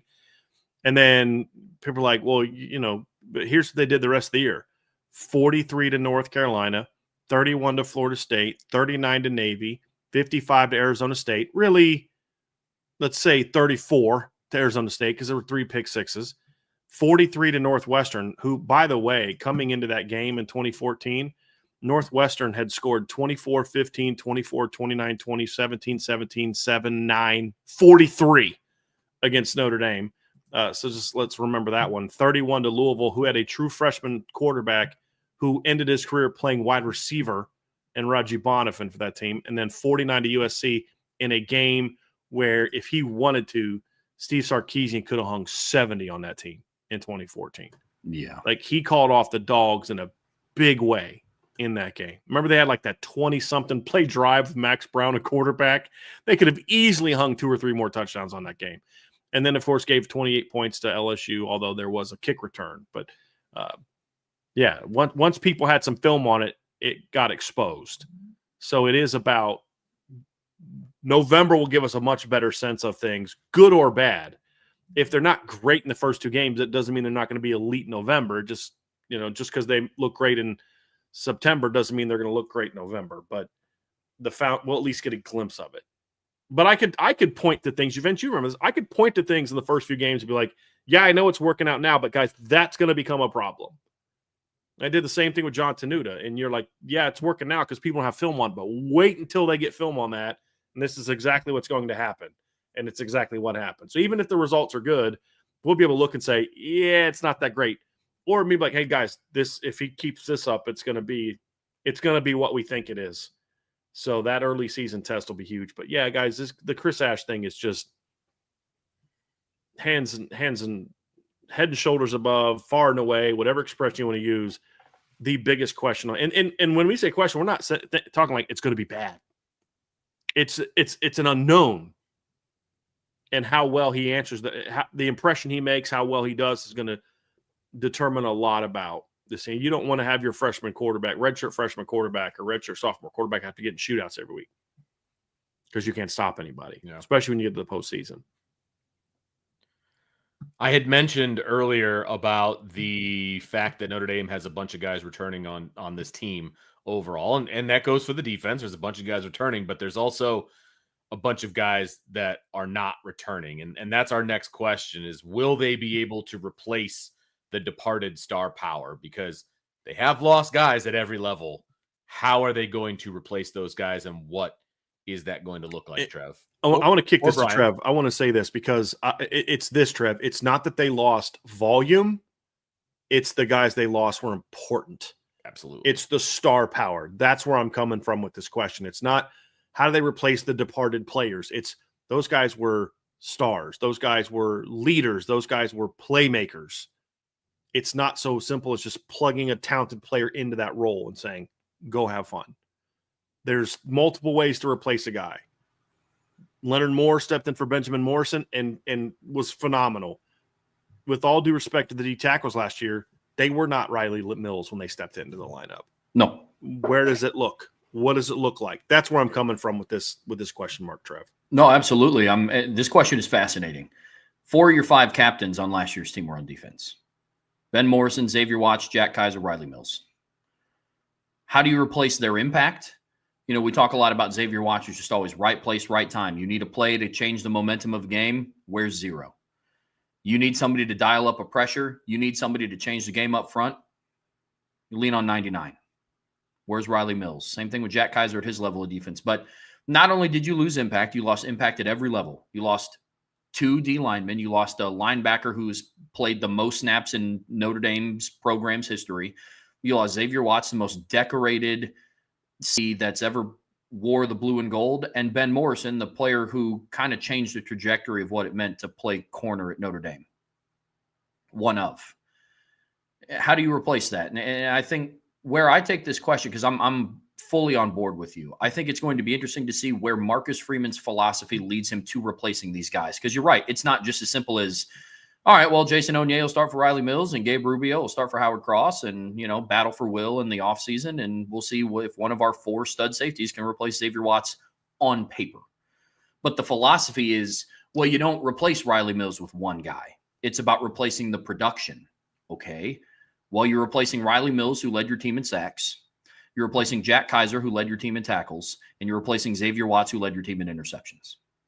So if the expectation is you just do it with a host of players, how many guys are going to rotate in on defense? How do you replace that? That's kind of where I took this question of, okay, so is Notre Dame just going to play 30 guys on defense this year to match what the production of an individual player was? That's an interesting question, because it's, okay, yes, we understand the host of talent they have and the amount of depth that they have, but how do you use it to replace that impact talent? Right. And then, of course, the leadership question. I know we kind of covered it in the beginning, but the defensive side of the ball, that was a side of the football that could be heavily relied on for Notre Dame in 2024. Of, okay, we need somebody to make a play. Hey, Xavier. Hey, BMO. Hey, Kaiser, we need to stop here. Hey, Riley, we need you to get after the quarterback this down. Hey, man, we need to run stuff. You're 6'5", 300 pounds. It's 3rd and 2. We need you. Who steps up into all of those roles? It's very interesting, because it is at every level, and their impact was that big. I love that you said it's not about, okay, who at 3 technique replaces Riley Mills, who at field safety replaces Xavier Watts. It doesn't always have to be a guy that replaces that star power at that position. The replacement for Riley Mills' star power could be the ends. It could be a Jason Onye, Gabriel Rubio, Donovan Heinisch, Jared Dawson type of guy, but it doesn't have to be. Jack Kaiser's excellence doesn't need to get, like the things he did well in this production doesn't need to get replaced by the will. It can, but it could also get replaced by Drake Bowen. Xavier Watts doesn't need to be the replacements for Xavier Watts doesn't necessarily have to be Xavier Watts. Don Schuler could be that answer. And so I think to your point, Trev, I think you nailed the spirit of where I'm going with this question mark is it's about the playmakers. Who is your 3rd down stopper?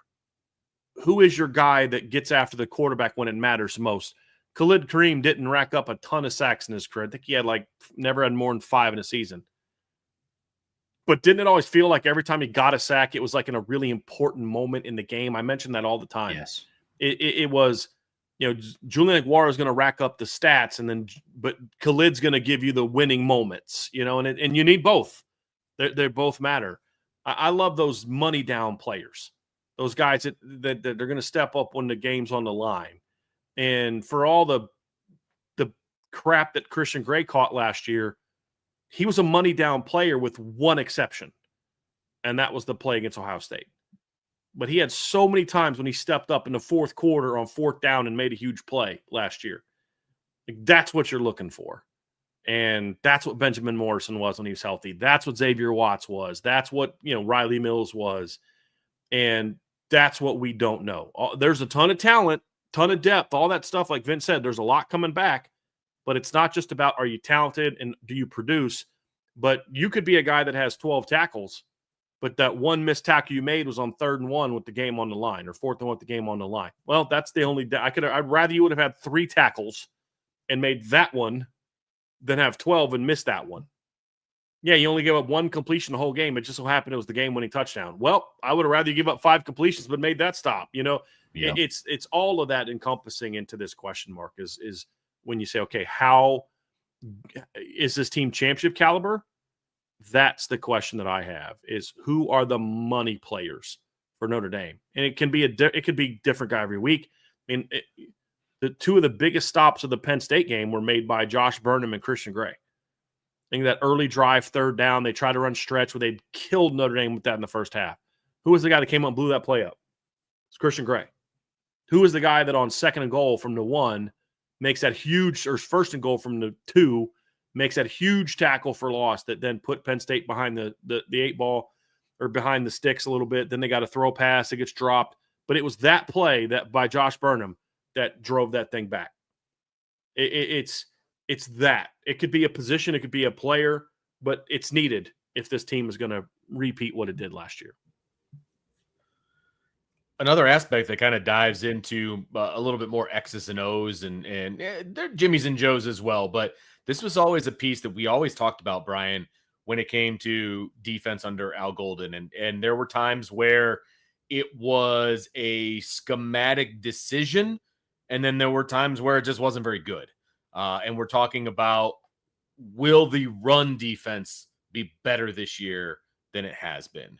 And that's a big one moving forward here, I think. And I'm going to throw it to you, Brian, because I know, because there's a difference between, like, okay, you know what, we're going to give up some rush yards because we're going to take away the pass, things like that. But there were also plenty of times also where they just weren't stopping the run.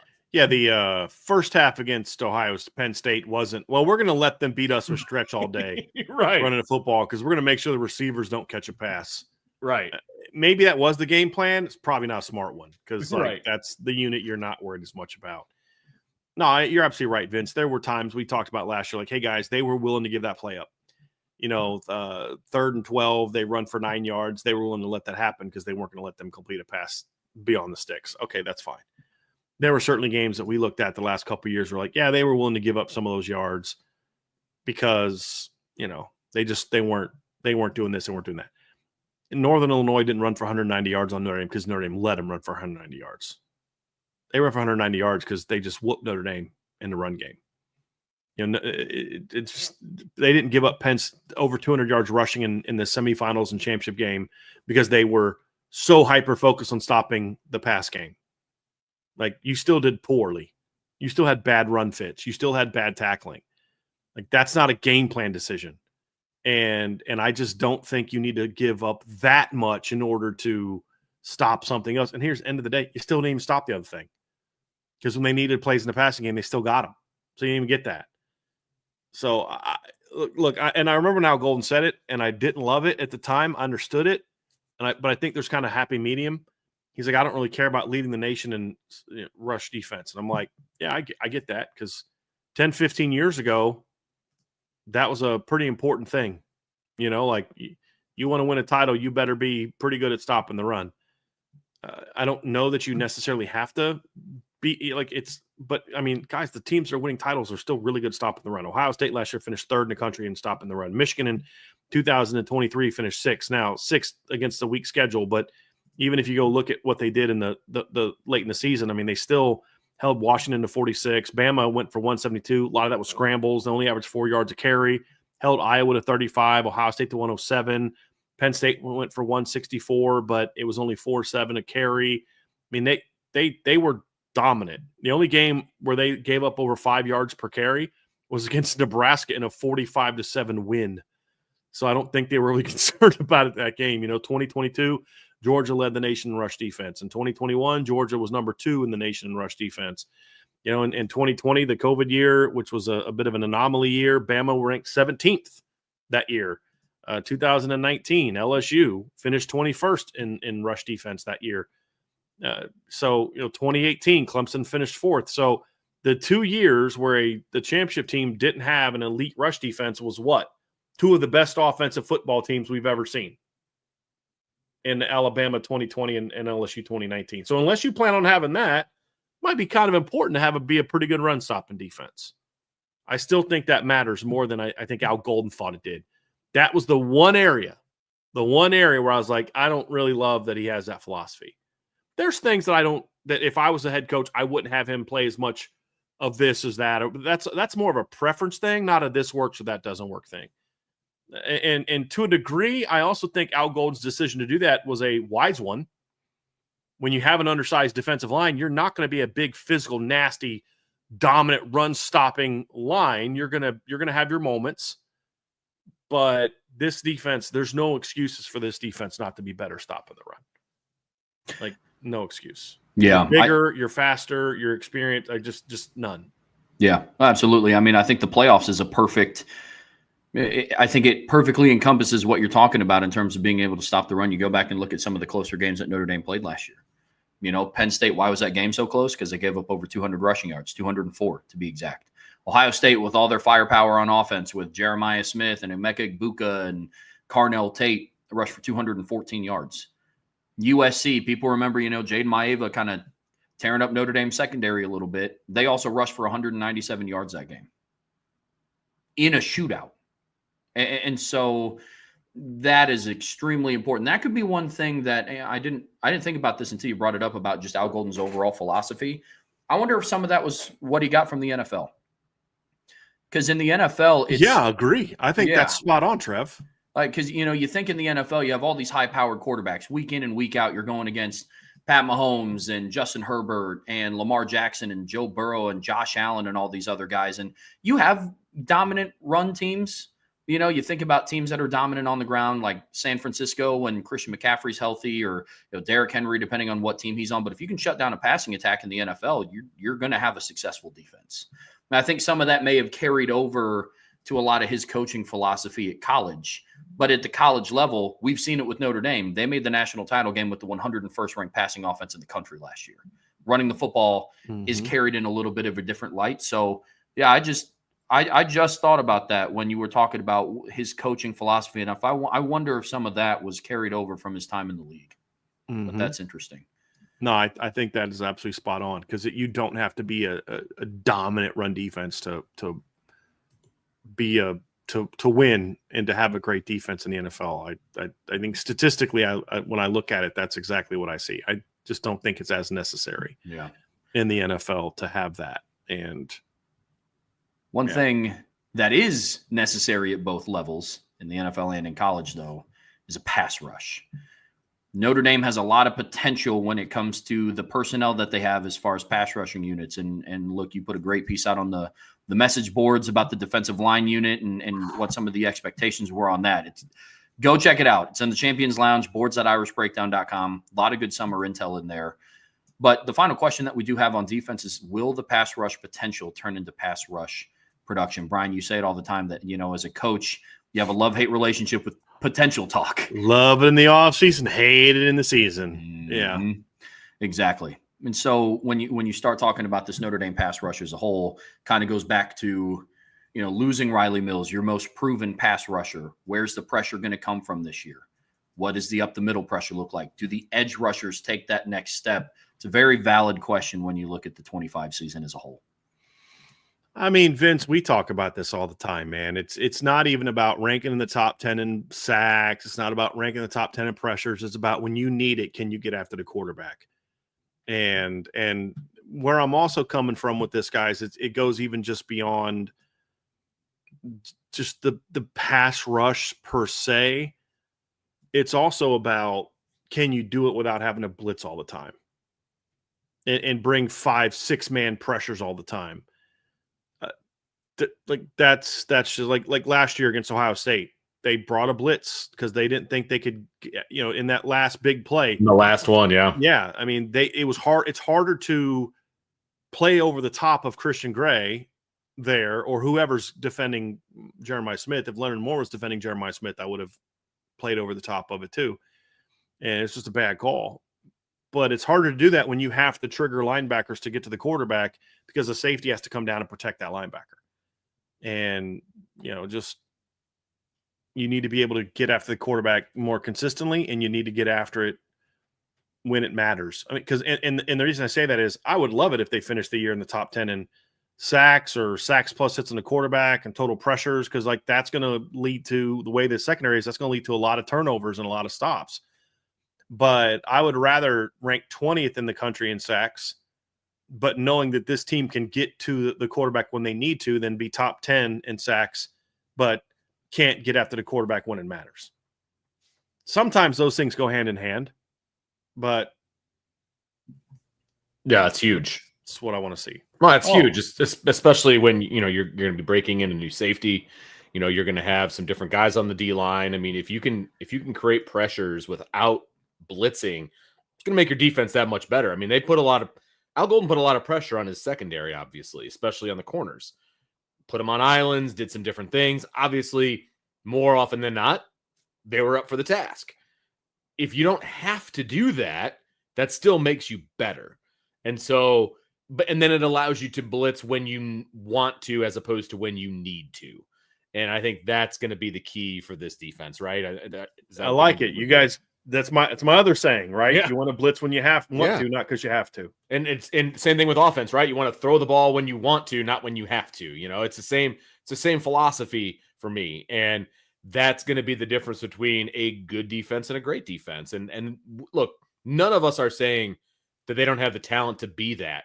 They do. They have the talent. They'll be a top 15 defense this year, regardless. No doubt about that. Yes. But will they be a top 5 defense? Will they be the best version of themselves? Yeah, right. Because I think that is a top 5 defense. Right. I agree completely. And I think these last two things, Trevor, go hand in hand.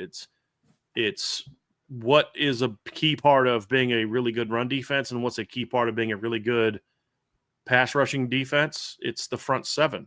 Yep.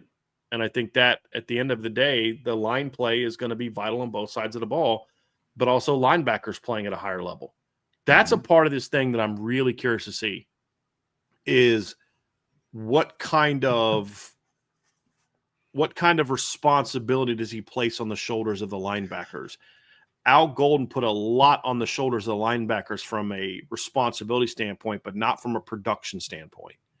Like, you go look at it, the linebackers under Al Golden were not super productive in the ways that other teams are. Jack Kaiser in 16 games last year had 90 tackles. Drake Bowen had 78 tackles. You say, well, yeah, they played 16 games. Yeah, but they played about 16 games worth of 12 to 13 games worth of snaps. I mean, if you look at, because they were in a rotation, if you look and say, well, yeah, they played 16 games and all this and that. But like, if you actually think about it, the production was even less because they did play 16 games. And the year before in 13 games, you're leading, actually you only played 12, but your leading tackler the year before was a linebacker who had 76 tackles in 12 games. And your number 2 leading tackler was a D tackle. That's usually not good. Your leading tackler in 2022 was J.D. Bertrand with 82. The year before that, your leading tackler with Marcus Freeman as the D coordinator is 101. The 2020 was a little bit of a different year. You had 2 linebackers at over 80 tackles and another at 79 in 2019. And then, of course, in 2018, you had Tavon Coney with 123 and Drew Tranquill at 86. So in 2017, you had Tavon Coney with 116, Niles Morgan with 892, Drew Tranquill with 85, and your number 4 linebacker, Greer Martini, was 4th in run defense with 75. There's more production to be had from the linebacker position. That just wasn't what Al Golden did, and that's fine. It worked. I'm not saying that needs to change. I'm saying I'm curious to see if that changes under Chris Ash. Yeah, I think that could be the biggest schematic change we see with Chris Ash. There's been a lot of conversation around man versus zone, and it's fun to talk about. But you saw some of the odd fronts in the spring game this year. Is that due to personnel? Or were they trying something out? Who knows? But I think the responsibility. Or were they just running out of linemen? Yeah, you know what I mean, with all the injuries. Is it players available that they could roll out there? Yeah, absolutely. But I mean, you think about it, I think one of the biggest schematic changes that you could see is the linebacker performance and what they're asked to do on a down by down basis. But it's a big question. I love that you deviated and talked about pressure getting home with the front 4. I think that's massive. Again, I point to the postseason. Notre Dame, out of the 4 semifinal teams, had the least ineffective pass rush in the front 4, kind of by a lot. And so that's going to be the difference. Part of that was injury related. Yes. That would not have been true if Riley Mills was healthy the whole season and if Boubacar Traore stayed healthy the whole season. Exactly. So, I mean, part of it is like, it's not, by design. Part of it was you were missing some guys that could get after it. And you didn't have an Abdul Carter. You didn't have, Jack Sawyer and JT and guys like that. You didn't have a Colin Simmons. Bryce Young, Bryce Young's very talented, but he's not Colin Simmons right now. Maybe he could be someday, but he wasn't last year. Yeah. So part of it was talent, but maybe the conversation's different if Boubacar's healthy all year. Sure. What does the pass rush look like against Ohio State on that fourth down play if you've got Boubacar Traore and Riley Mills on the field? Yeah. Going up against a beat-up Ohio State offensive line. That game could look real different. Not that all of a sudden they're better than Ohio State. It's about matchups. Mm-hmm. And that offensive line for Ohio State, which was very beat up, what does that line look like if they've got to block Riley Mills all game and Boubacar Traore all game? So part of it is personnel, and you were missing some guys who happen to be really good at that. But part of it also was, that's kind of what the scheme was for. So just some thoughts. Yeah. Just some deep thoughts with Brian Driscoll. Deep thoughts. See, you got it this time. I said it the other day and you didn't get it. I was like, man, I thought that was good stuff. That's a Jack Handy reference. I know, right? Get it. I got it this time. Trevor to get it. He was like a baby when that was coming out. But I expected you to get it. At best. Yeah, it probably came out before he was born. Right. But, no, that's good stuff. That's good stuff. So that's actually going to do it for our big questions for the team going into the 2025 season, just in time for fall practice to kick off here in a couple days. And so, but make sure before you guys, still got a Navy preview, but before you guys head out, or before, why not right now, just hit that like button, that subscribe button, that notification bell, share with your family and friends. And of course, jump on the boards at boards.irishbreakdown.com. All of the pre-camp intel is out. It's all. Is it all out? No, there's still a little bit more. Oh, I have another one coming out tonight and another one tomorrow. Two more to come out. So if you're not a member of the premium message board, I was just going to do D-line last night, but by the time I got with all the ends, I was like, yeah, I'm going to make this too. Let's see. Plus, it was like 1 o'clock in the morning, and I was starting to get to the point where I was starting to get a little bit tired. And I was like, I'm just going to do this tomorrow. Lord. Yeah. Oh, man. Burning the midnight oil, Brian Driscoll. It's not my preference. It's just got a business to run. You got that right. So you definitely want to jump on the premium message boards at boards.irishbreakdown.com for all of the intel leading into fall camp. And then once fall camp starts, the intel doesn't stop. And so you're definitely going to want to be on the premium message board.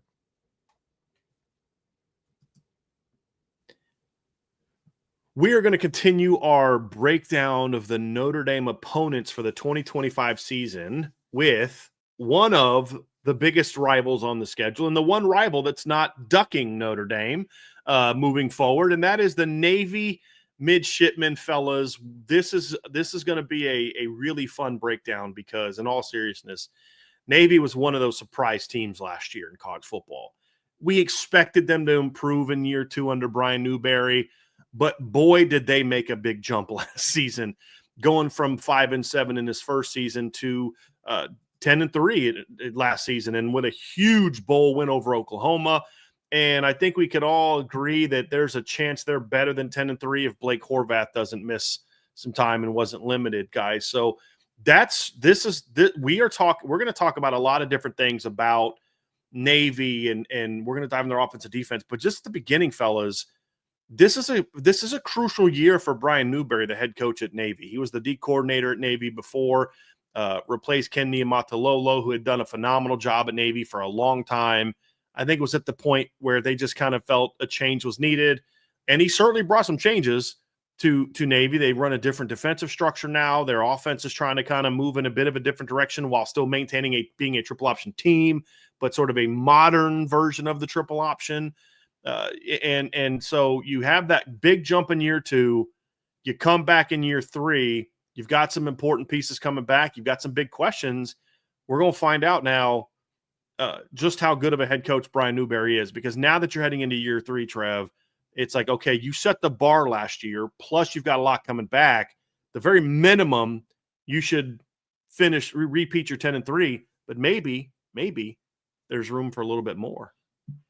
Yeah, absolutely. I mean, Navy right now is, and I know we're going to dive into it later in the segment, but I know Navy is kind of well in the discussion. Go into it now. I mean, this is all to me all kind of goes together. So if you Yeah. want to go into that now, feel free to go into that now. Yeah, look, the year 3 discussion for head coaches in college football also stems out to, Navy and Army and like teams like that. Yes, I understand they run the triple option and it's not that much of a modern offense, but we're talking about a head coach going into year 3, 10-3 last season. If you would have told me last year that Navy would have spent some time ranked in the top 25, been 10-3, and then finished their season with a bowl win over Oklahoma, I would have been like, okay, sounds good, I bet. And that's exactly what happened. Yeah, the Notre Dame game isn't an inclination of how good that team was. Blake Horvath was dealing with an injured thumb, and I think if they play that game with Blake Horvath healthy, he doesn't have 5 turnovers to himself. They also definitely beat Rice if he is healthy. Yep. Because he didn't play that game. And got hurt at the very beginning of the Tulane game as well. Not a coincidence. Nope. Not a coincidence. Nope, not at all. We saw him back healthy against an SEC defense in Oklahoma, a defense that held Alabama and Jalen Milroe and Ryan Williams to 3 points? 6? Yeah, not a lot. Yeah. So, I mean, not a lot. Blake Horvath had more points on one 90-plus yard touchdown run than Alabama had the entire game against. As an offense. Yeah.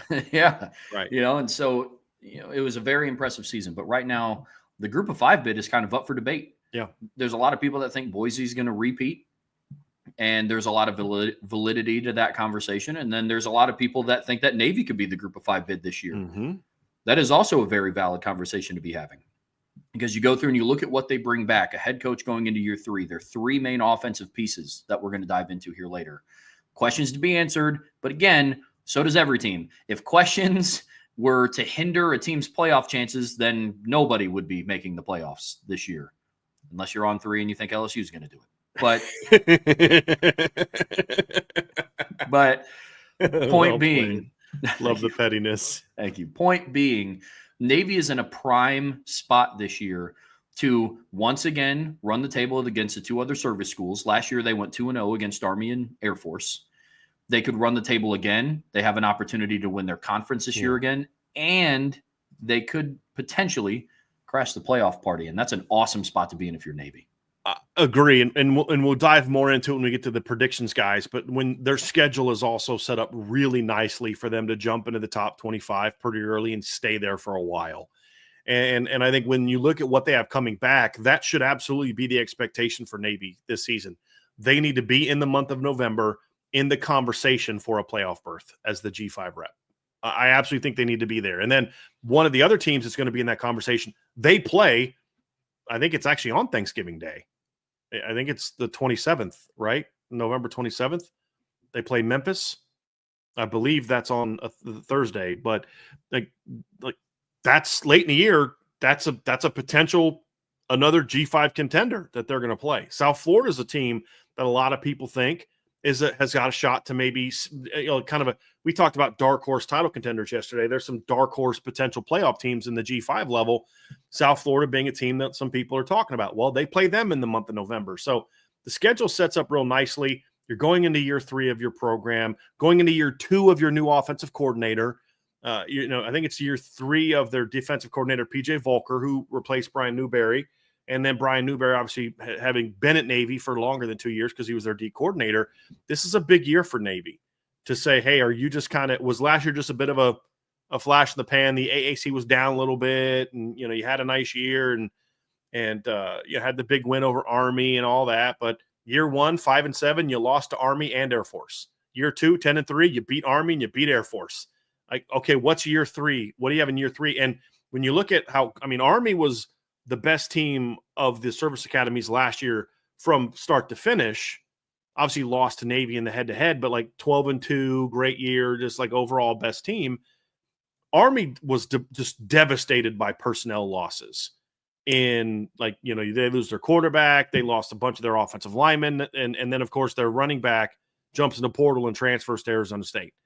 So just huge personnel losses, completely opposite for Navy, especially on offense. And we'll dive into that here, guys. But I think this is a year that Navy has a shot to crash the playoff party, which will be fascinating because that decision will be made, I think, the is it they play Saturday and then the playoff committee comes out on Sunday? Isn't that how it goes? Or is it, no, actually the playoff committee comes out the week before they play Army. Army. Yeah. It'll come out after the American Athletic Conference Championship, which is December 5th. I think it comes out that next Sunday. day, and then the next Saturday they play Army. They play Army on the 13th. Which could be really interesting. I just almost want to see Navy be the highest ranked G5 team just because I want to see the lead into that. Could you imagine how many people are like every G5 contending team in America is going to be watching that Army Navy game if that happens. So that's going to be a huge one. But no, I'd like this Navy team, guys, going into year 3 of Brian Newberry. This is a team to look out for. And Vince, it starts on offense. And what have you and I been saying since we started doing shows and we wrote about beforehand? If the triple option works, it's because they got a great quarterback and they got a fullback. Correct. And Navy brings back a really dynamic quarterback and they bring back an outstanding fullback. But it's not just that. They tried to throw the ball a little bit more last year, and they bring back, I think, their top 4 pass catchers, and including Eli Heidenreich, who, Trev, you and I had a conversation about, do we count him as a running back or a receiver in our all-conference teams and stuff, all opponent teams, and you know, who has the best receiving core, whatever. And we decided we're going to make him a receiver because for the first time in a long time, that slot receiver at Navy was a pass catcher first and a runner second, in my opinion, as far as how he impacted the game. And, you know, and then of course you bring back your outside guys, Brandon Chapman, your other slot back comes back. You bring back all your pass game weapons. This is a really good group of skill talent that Navy has. This is not a good for a triple option offense. If Eli Heidenreich jumped in the portal, there'd be Power 4 teams going after him as a slot receiver. And you know, if Alex Teska jumped in the portal, there'd be some teams that be like, hey, I think you can help us at the Power 4 level. I don't know, it's a pure running back, but there's some teams that use an H-back, could use him as a power back, that they would want him as part of the rotation. There's legit talent here on the Navy. And of course, Horvath showed that with that 90-yard touchdown run. By the way, Trev, to back up your point, Oklahoma held Alabama to 70 rushing yards. Blake Horvath got 95 on 1 carry. So, yeah. Well, I mean, their skill talent is off the charts. I mean, to even further your point, you put Eli Heidenreich's production onto Notre Dame's team this year, he would have led the team in yards per catch, and touchdowns. It's a productive guy for a triple option offense. Yeah. And that's reception. That's receiving stats. That's not rushing stats. But that is the big reason why I'm so high on Navy this year is they bring back their version of a big 3. Blake Horvath, Eli Heidenreich, and Alex Tetzka. And that is a dude. To your point, Trev, he had 39 catches last year. Mm-hmm. The last time Navy had a guy with over 20 catches or get to 20 catches was all the way back in 2016. Y'all remember Jamar Tillman? That big old tall receiver that had a huge 4th down catch in their win over Notre Dame. Last time they had a receiver to get to 20 catches or more. That year, Jamar Tillman had 40 catches for Navy that year for 631 yards and 2 touchdowns. Eli Heidenreich last year had 39 catches for 671 yards and 6 touchdowns as a receiver. So carry on. Yeah, I mean, they have a host of skill talent. And look, we've talked about it on this channel before. Triple option teams are the most dangerous when you have a really good quarterback to run the whole thing. Navy specifically. In the years that Navy has been a legit team, the years that they've spent time ranked, the years that they're in contention to win their conference, that they're sweeping the other service schools, they've had really good quarterbacks behind that. And Blake Horvath, depending on what they do this year, could walk away being the most memorable of that group of, you know, the quarterbacks that fall in line with the, you know, the Ricky Dobbs of the world, guys like that. And so a lot on the plate for them this year. But you go and you look at the skill talent that they bring back. They bring back their 3 leading rushers. That's their big 3. You know, Blake Horvath returns as their leading passer. And he was also an efficient passer, averaged 9.7 yards per attempt, only threw 4 picks last year. I believe one of them was in the Notre Dame game in the back of the end zone. Where he also, I think, had 2 40-plus yard runs, not touchdown runs, but 2 40-plus yard runs in that game as well. Yep, absolutely. So not only are they really good for the level that they play at the G5, they were making big plays against Power 4 opponents that they played. Had 2 long runs against Notre Dame. We obviously know what they did against Oklahoma. This is a good program. Offensively, this is one that's one to keep an eye out on. Biggest question, though, is going to be what their offensive line is made of. Yeah, that's the one, Trev. That can be the thing that holds them back a little bit. Now, I do think you can survive this a little bit better than a lot of other offensive lines because it really is scheme-driven. They did lose 3 starters from their offensive line. That's the big question mark for Navy. Now, the one thing I do like about Navy is in the past, Navy was a team that would play a lot of offensive linemen throughout the course of the season. Lou Samoji used to always talk about this when he would he'd break down Navy and he'd be like, yeah, they're returning a bunch of new starters, but they play a bunch of different guys. That wasn't necessarily the case for Navy last year. They had one of their guys that didn't start last year, Hoke Smith II, played 240 snaps. Their next guy played 114. Their next guy 41. So they didn't do as much of that last year, but that's going to be the big question mark. If their offensive line can just be a good option team, because again, it's not about coming off and drive blocking. It's still fear and option and traps and all that kind of stuff. Then I think this has Vince. I think this has a chance to be Navy's best offense, maybe even since Keenan Reynolds was there, because they were really good with Malcolm Perry. But with Malcolm Perry, I thought he was dynamic, individually dynamic, and that helped them a bunch. But I don't think the offense as a whole was quite as good. Sure. They were good, but he drove that bus. What I mean by this is not only do I think they can maybe put up the points they put up with Malcolm Perry, but just all around. Because I think some of those Keenan Reynolds led teams, they had more than just there were some other guys that you looked at and you're you really liked, and I think that is why I think this Navy football team has a chance to have one of their better offenses in a while. None of these guys are as dynamic as an individual player as Malcolm Perry, but as an offense as a whole, I think this has a chance to be really, really good. Well, and I think there's a couple reasons for that, right? I think you guys touched on all of them. There's a new scheme, right? And I think they've got better players around him so yeah. Yes, the triple option is very difficult to cover, and you don't need to be necessarily a dynamic passing offense when you run the triple option really, really well, because a lot of times guys are running wide open, right? Mm-hmm. But now Navy has employed an offense where the pass is a threat, and you have to defend that as a threat, because in modern day college football, and you see this at the high school level too, when you see a 1 or a 2A or a 3A, and I'm speaking in Indiana terms, right? So the lower the A, the smaller the school. You see teams that run the triple option, if they go up against just a bigger, stronger, faster 6A team, they're going to get dominated, regardless of how well they run the triple option, because they just get run over and they get bullied. Right. And that is kind of what Navy was starting to run into when they would play a Notre Dame or they would play an Oklahoma or whatever the case may be. So they kind of had to adapt.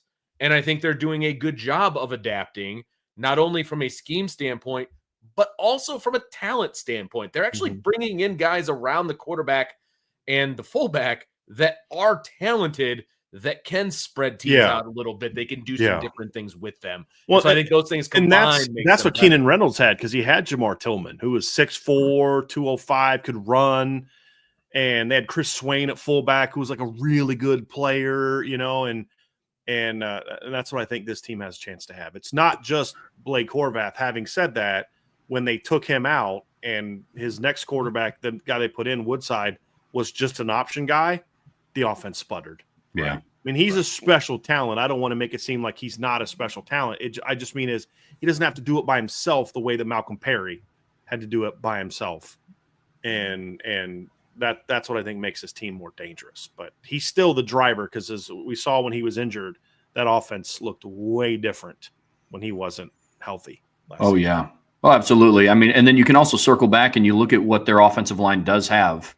They have pretty decent size, for having to replace 3 starters. From left to right, they go 6'4", 275, 6'3", 300, 6'3", 317. Their right guard's a little smaller. He's 6'1", 288. But then again, your right tackle for them is actually decent size. They'll have guys in the 270s at times. No, and then their right tackle 6'4", 280. So New starters, but they do have decent size, a little bit bigger than what we've seen previously from Navy. It's not Army's offensive line from last year where they had some like 6'5", 6'6" guys, but it's a good offensive line, but still a question mark to see. They will hold some keys to the success of that offense overall, but again, can't harp enough on the skill talent, and then Drew Cronick going into his second year. That's going to be big because he is trying to. I thought he did a good job of evolving the offense while not going too crazy. Like, remember when Army did that a couple years ago? They just tried to completely just change it, and it's like, that wasn't going to work. And you can't do that too quickly. Much too soon. Yeah, and I thought Drew Cronick did a nice job last year of saying, hey, look, we're going to make some changes, but we're still going to build around what works, and then as we get better at certain things, we'll do that. And I mean, they'll just drop back and throw the football. I mean, not even off. I mean, they're still going to kill you with play action, but a lot more just dropping back, just throwing quick game. Yep. Dropping back, running half-field reads. They lined up in like shotgun and had, it looked like a normal pro-style offense at times. That's not something they're going to come out and they're going to do for an entire drive, but it's something that they can go to as a mix-up, as a change-up, because defenses are going to be out there to defend the triple option. Well, I mean, look, let's go back to the Keenan Reynolds era, who I still think might be the best quarterback they've had. When you just look at how good he was for his entire career, I mean, with all due respect to Ricky Dobbs, I thought Will Worth was outstanding in his one season as a starter.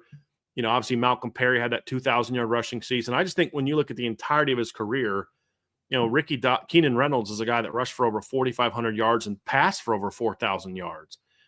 But like when you look at him, so from his tenure to now, to before Drew Cronick stepped in here, you had 122 attempts, you had pass attempts, and it was 158 with Will Worth, then 102, 128, 104, 124, 97, 126, and then 2 years ago they threw it 199 times, and I don't think that was necessarily a good idea. I thought that year their OC was trying to do too much. I think Drew Cronick came in and said, "Hey, we're gonna kind of blend these two things together." They still threw the ball more, but they threw the ball 179 times last year. Now, if you look at their offense, however, and you look at kind of how much they threw when he was injured, it did take a dip down.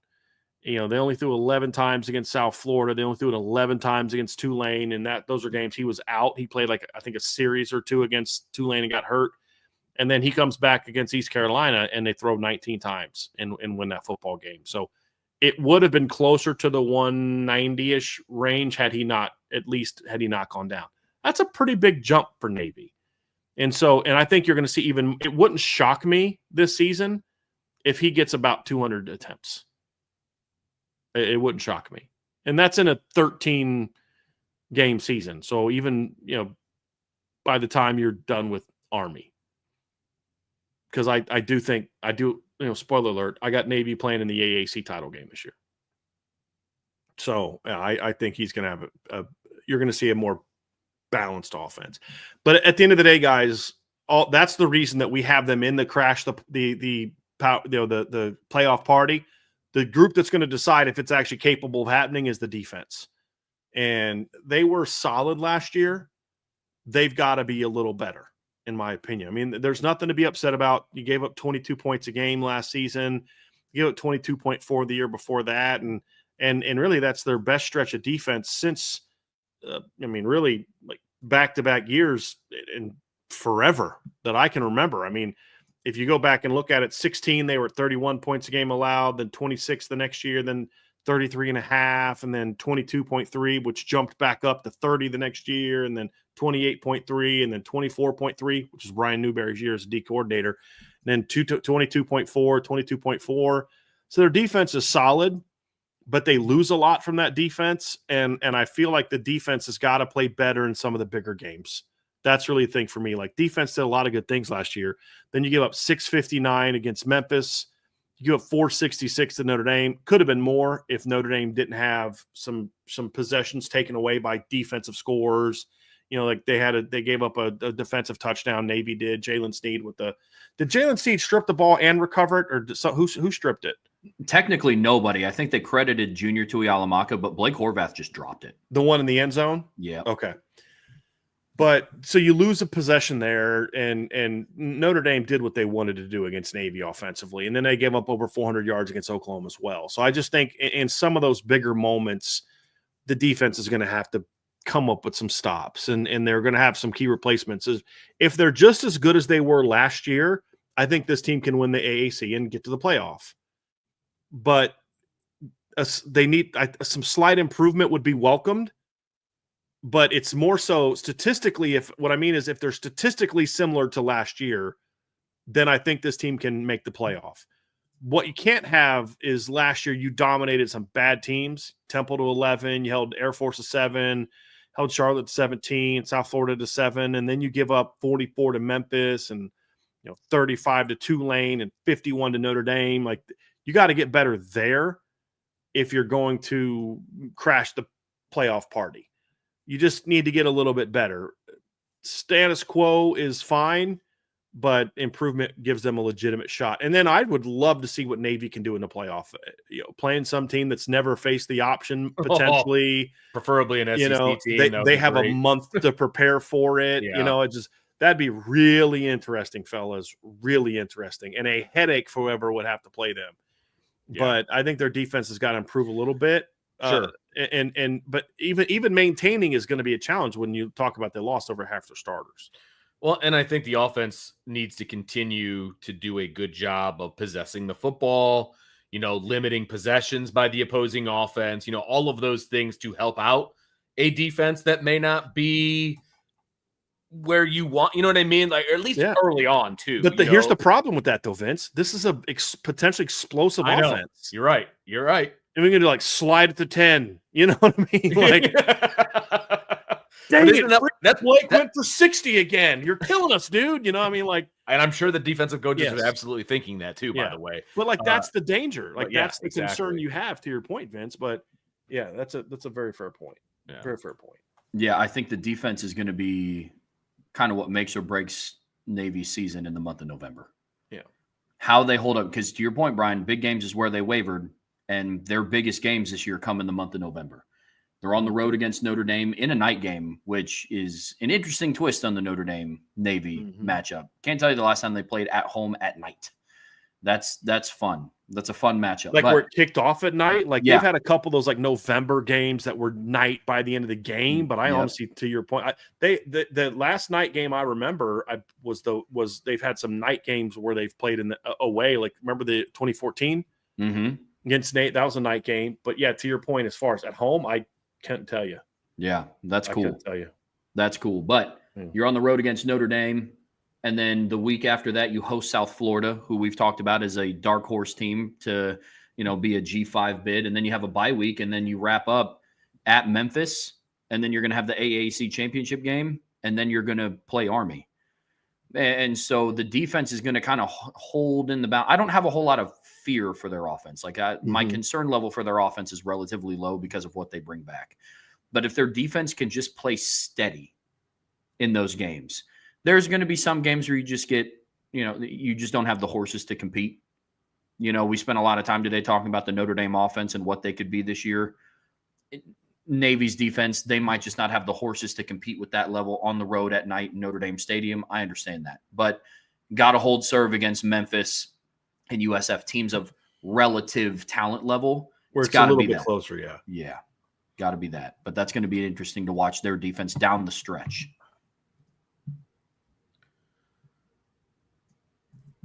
You guys ready to make some predictions about Navy and get into the schedule a little bit and kind of talk about that? Because because they have a very fascinating schedule, Vince. Yes, I was just going to say that, and we're gonna throw it up here in just a second. But the schedule shakes out in a very interesting way for Navy, in that there's a good chance they're going to be ranked coming into Notre Dame on November 8th. That good chunk of the season is over, and I'm not sure they're going to be super tested up to that point, Brian. Because of how good they were last year, I think they could get some benefit of the doubt if they just roll people early in the season. Like if they were coming off like last year's team, like one of the things that helped Navy jump into the top 25 last year was that they had a big win over Memphis. And they don't have that in this year's schedule. So like if this was last season and they had the schedule and they started undefeated, I think it'd be a little bit tougher for them to have jumped in the top 25. But I think the win over Memphis and then a blowout win at Air Force, I think were two games that and then of course there's a bunch of other teams losing at the time. You know, I think it kind of jumped them into the top 25. And then of course Notre Dame knocked them right out. Like they were in the top 25 for 2 weeks. I thought Navy should have finished the year in the top 25. I mean, you know, 2 of their 3 losses were to ranked teams. They didn't have their quarterback, you know, in the game. They beat a ranked Army team. They beat Oklahoma in a bowl game. I thought they should have finished ranked. But the point is they're going to be looked at as a top 35 to 40 team by most people that know anything about football. And I think starting the season, 1, 2, 3, 4, 5, 6, 7, potentially 8-0 going into Notre Dame, that's going to give you a shot to be a top 25 football team. And now the thing is, because your schedule up to that point in time is real weak. Like the 8 games before Notre Dame, the best team you play based off last year's record is a 6-7 North Texas team. So I think the schedule sets up, fellas, real nicely for them to, number one, win and win big, but number two, maybe not have to rely on Blake Horvath as heavily early in the season as they did last year, or maybe they get some blowout wins early in the season that they can maybe get their backup quarterback some work and things like that. But when I look at this team and you start talking about the schedule, I think it's fair to say, you know, Air Force at home and at North Texas are their 2 biggest challenges. And if they can overcome those 2 challenges, that this is the team's got a legitimate shot to be 8-0 going into Notre Dame. Then your question is just don't get destroyed as bad as you did last year by Notre Dame. You know, like people are going to understand you lose by 17 to 20. People can live with that. It just can't be 51 to 14 like it was last year. But even if it is, that hurts you in the rankings a little bit, but it doesn't keep you from being a legit Power 5 contender. Because the reality too is if Notre Dame's sitting there, or if Navy's sitting there at 8-1, and there's nobody with a better record in the G5, that's going to be reflected in the rankings. They're not going to want to put an unranked G5 team in the top 20 in the playoff. So I think that'll help them. But then you've got to, you know, Trev was talking about it. You got the South Florida game the next week. Then you got to bye before you play Memphis. So it's a little easier to play that Thursday game when you've got a bye week in between. That's how it should be done. You've got to be able to pull off that upset win over Memphis. I think 9-2 get you into the AAC title game. If you can win that, you maybe have a shot. But I think 9-2, 10-2 with that AAC win, it's going to be a little bit tougher for them to get in at 10-2. You guys don't know if you agree with that, but I think it. I just think it will be. They've got to be able to beat Memphis again. That's going to be very tough. I like Memphis in 2025. I'm not like, this isn't a vintage Memphis team, however. And but the one thing is, Navy's Brian Newberg's 2-0 against Memphis. Beat him at Memphis That's 2 true. years ago. And then actually, no, they lost to Memphis 2 years ago. I'm sorry. I got that wrong. They lost 2 years ago, but it was only by 4.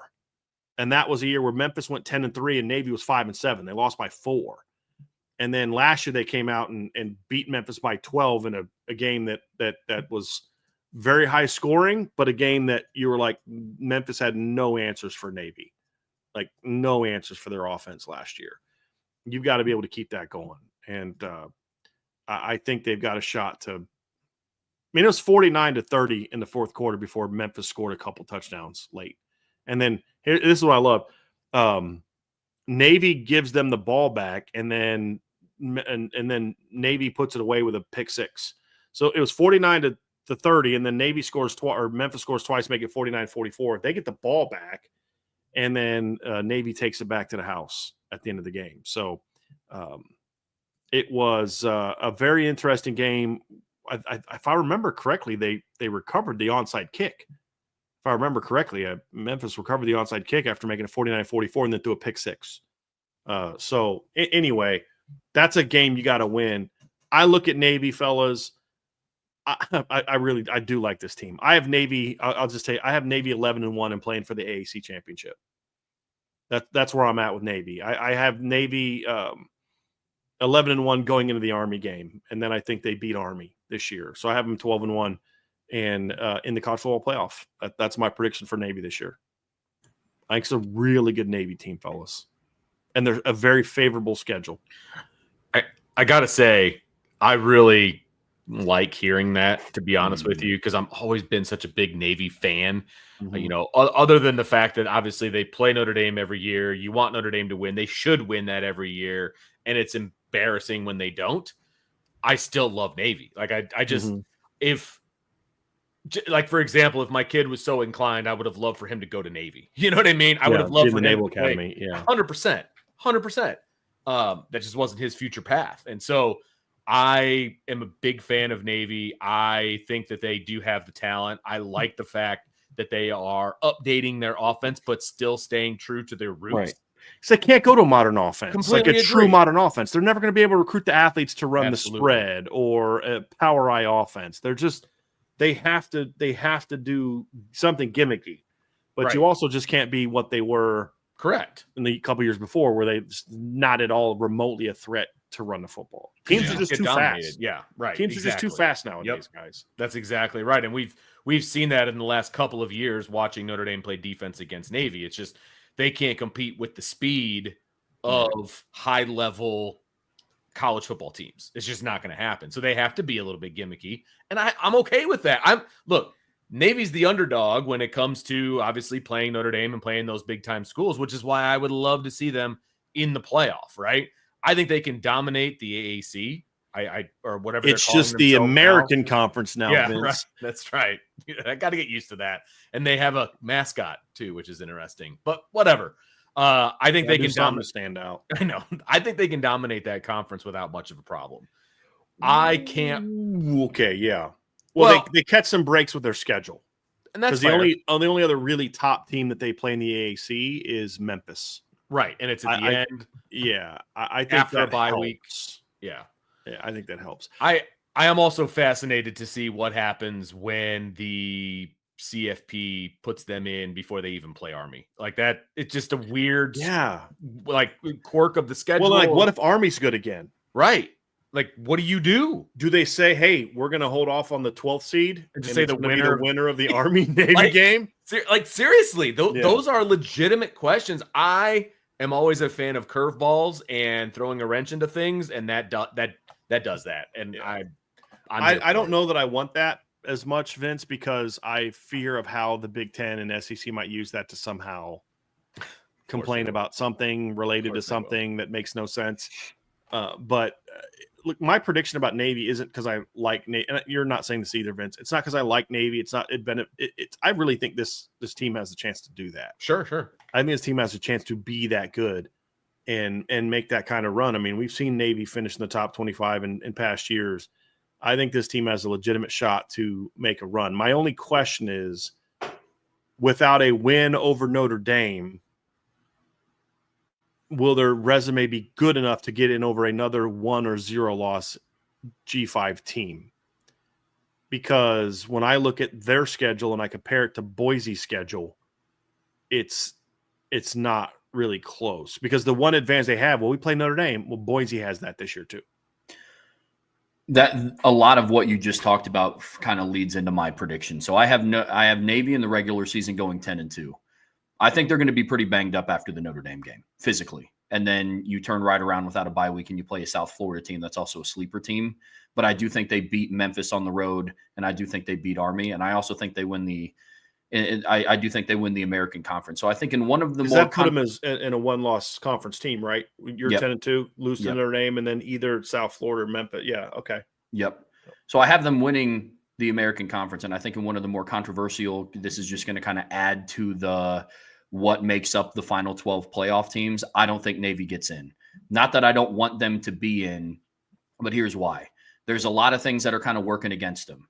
It's going to be tough to put them in without playing a complete schedule. Like they will have played 12 games up to this point. That's what helps them being in the AC as opposed to an independent like they used to be.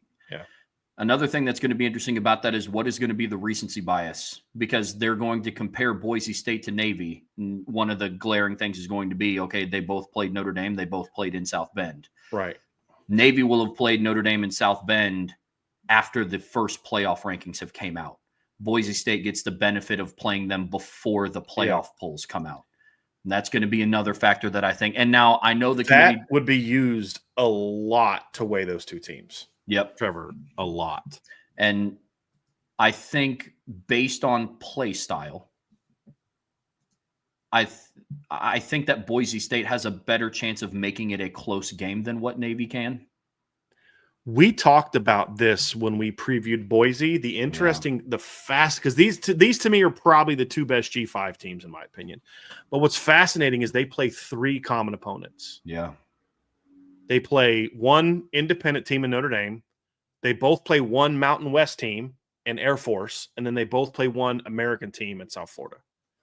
I think that's going to be really interesting when you talk about comparing those two resumes, Trev, and the timing of it, because to build on your point that Boise plays all three of those teams within the first 5 weeks. Yeah. So the only team that Navy will play in that same time frame is Air Force. And I believe Air Force plays Boise 2 weeks after, or plays Navy, I think 2 weeks. Yes, 2 weeks after they play Boise, they'll play Navy. So they play Boise on September 20th, and then on October 4th they play Navy. But Boise plays South Florida in week 1. Actually, it's like week 0, and then they play Notre Dame in week 5. Navy doesn't play South Florida till mid-November, and they don't play Notre Dame till November 8th. That is going to be very fascinating, and it could be a double-edged sword for Navy if Navy looks better against Notre Dame and then whoops South Florida more convincingly than Boise. It could be a huge boost for them. But if they look less impressive and it's fresh on their minds, then I think that could hurt them. If it does come down to Boise and Navy. That's a great point, Trev. That's going to be wild that Notre Dame is going to have a hand in deciding who could potentially be the group Notre of Dame, Air Force, and South Florida. Yeah. Yeah. It's just a wild Notre Dame group. You're going to look at that margin of defeat. Sure. Yeah. Part of it. But what's the overall record between those teams? And to Trev's point, I don't even think it's the Notre Dame game that's going to be the decider between those two teams. I think it's the South Florida game.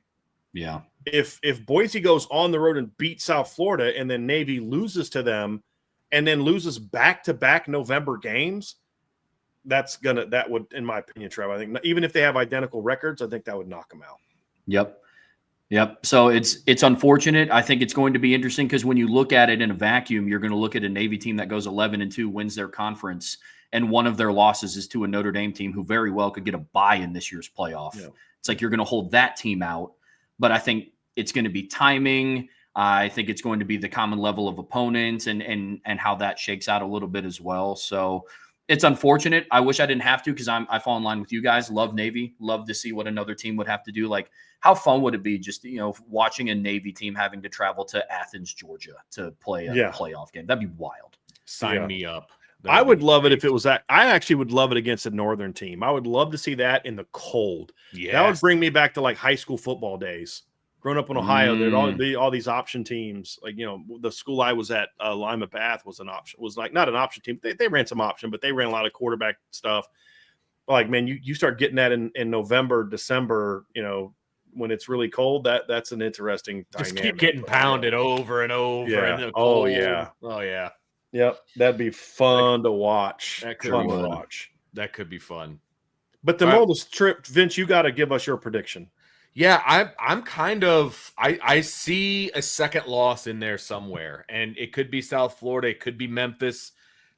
I don't know exactly, but I do see a second loss in there. The thing is, they're going to have a one loss in the conference, and so how does that shake out for them being in the conference championship? You know what I mean? So I think that's going to be the biggest question mark is, can they get to the conference championship with one loss?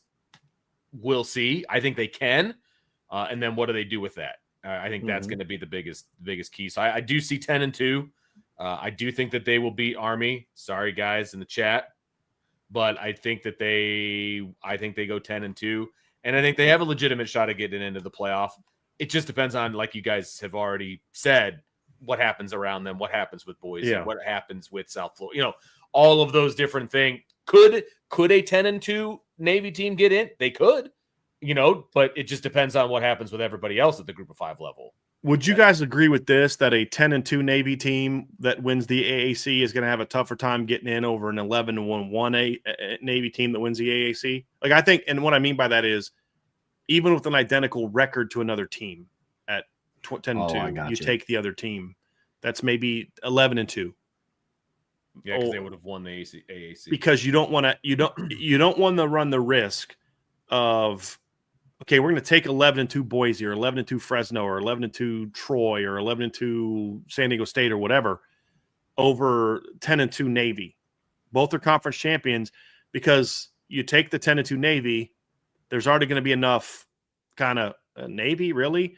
But then if they go lose to Army the next week, that's a huge black eye. Yeah. Like, if they get put into the playoff and then they lose. If they're 11-1 and they've got some big late season wins, and then this other team's got 2 losses, I think you can justify that a little bit better than the other way around. Because then even Navy could even say, look, guys, we're not as focused on this game. We're getting ready for the playoff.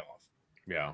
I mean, there's some things they could say, but I think they're going to have to be a 1-loss team if, I mean, if they're undefeated, they're going to get in. Oh, 11-0 with, you're 12-0 with a win over Notre Dame on the road. Like, you're in. Yeah. But even if they go 11-1 and they have that loss to Notre Dame, I think you have a better case of getting them in over a 2-loss team. Agreed. With Army coming up. If you both have 2 losses, I think they would err on the side of, we don't want to get embarrassed by now putting in a 3-loss G5 team into the playoff. That's my take on that. Yeah, I'm with you. Yep. Okay. Well, that was okay. There we go. That's going to do it for our Navy preview. Go ahead, Brian. We did have a super chat that I wanted to bring up before we move on. And so I'll just have you cut the show off, Vince, right at the end of that'll do it for our Navy preview for the pod. Gotcha. But I did want to get to this question here or this super chat from Alan Watts. I haven't seen Alan in a while. So you always get him on post-game shows. I haven't seen you for a while. So good to see you. Thanks for the super chat, Alan. Appreciate you, Alan, very, very much. Says, question, the Highness regime is about to end. Do they have another defensive tackle in the pipeline? Seems like they've been here forever. Yeah, Kurt was on that 17 team, and Donnie still has a couple more years left. So he'll be a senior this year. Mm-hmm. Well, yeah, he's listed as a junior on the roster. He's a senior in school. We'll have a 5th year in 2026. But yeah, it's a decade. I mean, 10 seasons, 17, 18, 19, 20, 21, 22, 23, 24, 25, 26. Yeah, it'll be 10 seasons where basically you have a Heinisch on the football team, because Donnie showed up. He showed up in 22. She had 1 year without a Heinisch? Was Kurt's last year the COVID 17, 18? No, Kurt played 21 because he got the COVID year. Because Kurt played as a true freshman in 17. But then because of the COVID year, he was able to come back. And remember, at the time, he was the guy that played more games than anybody in Notre Dame history. And then Donnie showed up in 22, 23, 24, 25, 26. Yeah, that'll be his 5th year. So you've literally going to have 10 straight seasons with a Heinisch on the roster. And it's only 2 kids, though. Like, only that's the wild part. Yeah. and here's the thing is, they played in all but 1 year. I mean, meaning like they were part of the rotation in all but 1 year. Donnie didn't play a lot his freshman year. He redshirted, and then he played more the next couple. But like, Kurt played from the minute he got on campus. Yes, he did. I mean, him and Myron both played in 2017. Out of necessity. Yeah, and just great kids, great family. Mm-hmm. So I've enjoyed it. Unfortunately, I don't believe there's another Heinisch coming down the pipeline. Unfortunately. Too bad, though. Yeah. I mean, who's going to get number 41? That's going to be a great question. Yeah, that's right. Better be somebody from Pittsburgh. It's been locked down for 10 years. It better go to another Yinzer. That's all I'm saying, man. Just better go to another Pittsburgh guy. I just said that because he's not a Yinzer, but he's a Pittsburgh guy. But I just said that to tick my buddy Jason off. He got mad at me for using the word Yinzer because he is one. So he used it the other day. It struck deep in him. So he said, "Don't ever say Yinzer again." I said, "Okay, I'm gonna say it in my next show." There it is. There it is. You know, Jason. You know what I'm talking about. The guy we were spanking. We were in the car with. The guy we were stuck allegedly, you locked the doors and wouldn't let him out of the car to try and sack me. Allegedly. That's his story, and he's sticking to it, Vince. But Alan, thanks for the super chat, man. I appreciate that very much. Yeah, no doubt. Hey, everybody, thanks for hanging out with us today. We really appreciate it. We'll have another show, obviously, coming up tomorrow, so you're going to definitely want to stay tuned for that. And then the day after that, we're going to be talking about actual practice. I'm getting verklempt. So, yeah, very much looking forward to that one. And so make sure you stick with us.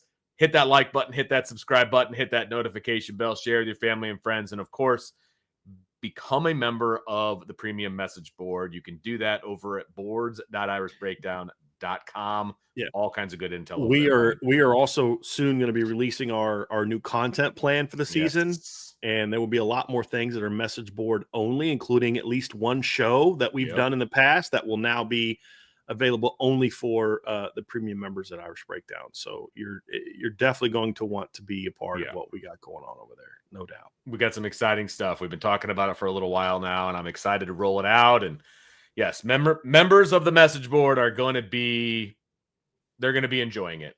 Yeah. I'll just say that. Going to get even more bang for your buck this year. No doubt about it. So again, thanks for hanging out with us, everybody. For Trevor and Brian, I'm Vince, and we will talk to you next time on the Irish Breakdown Podcast.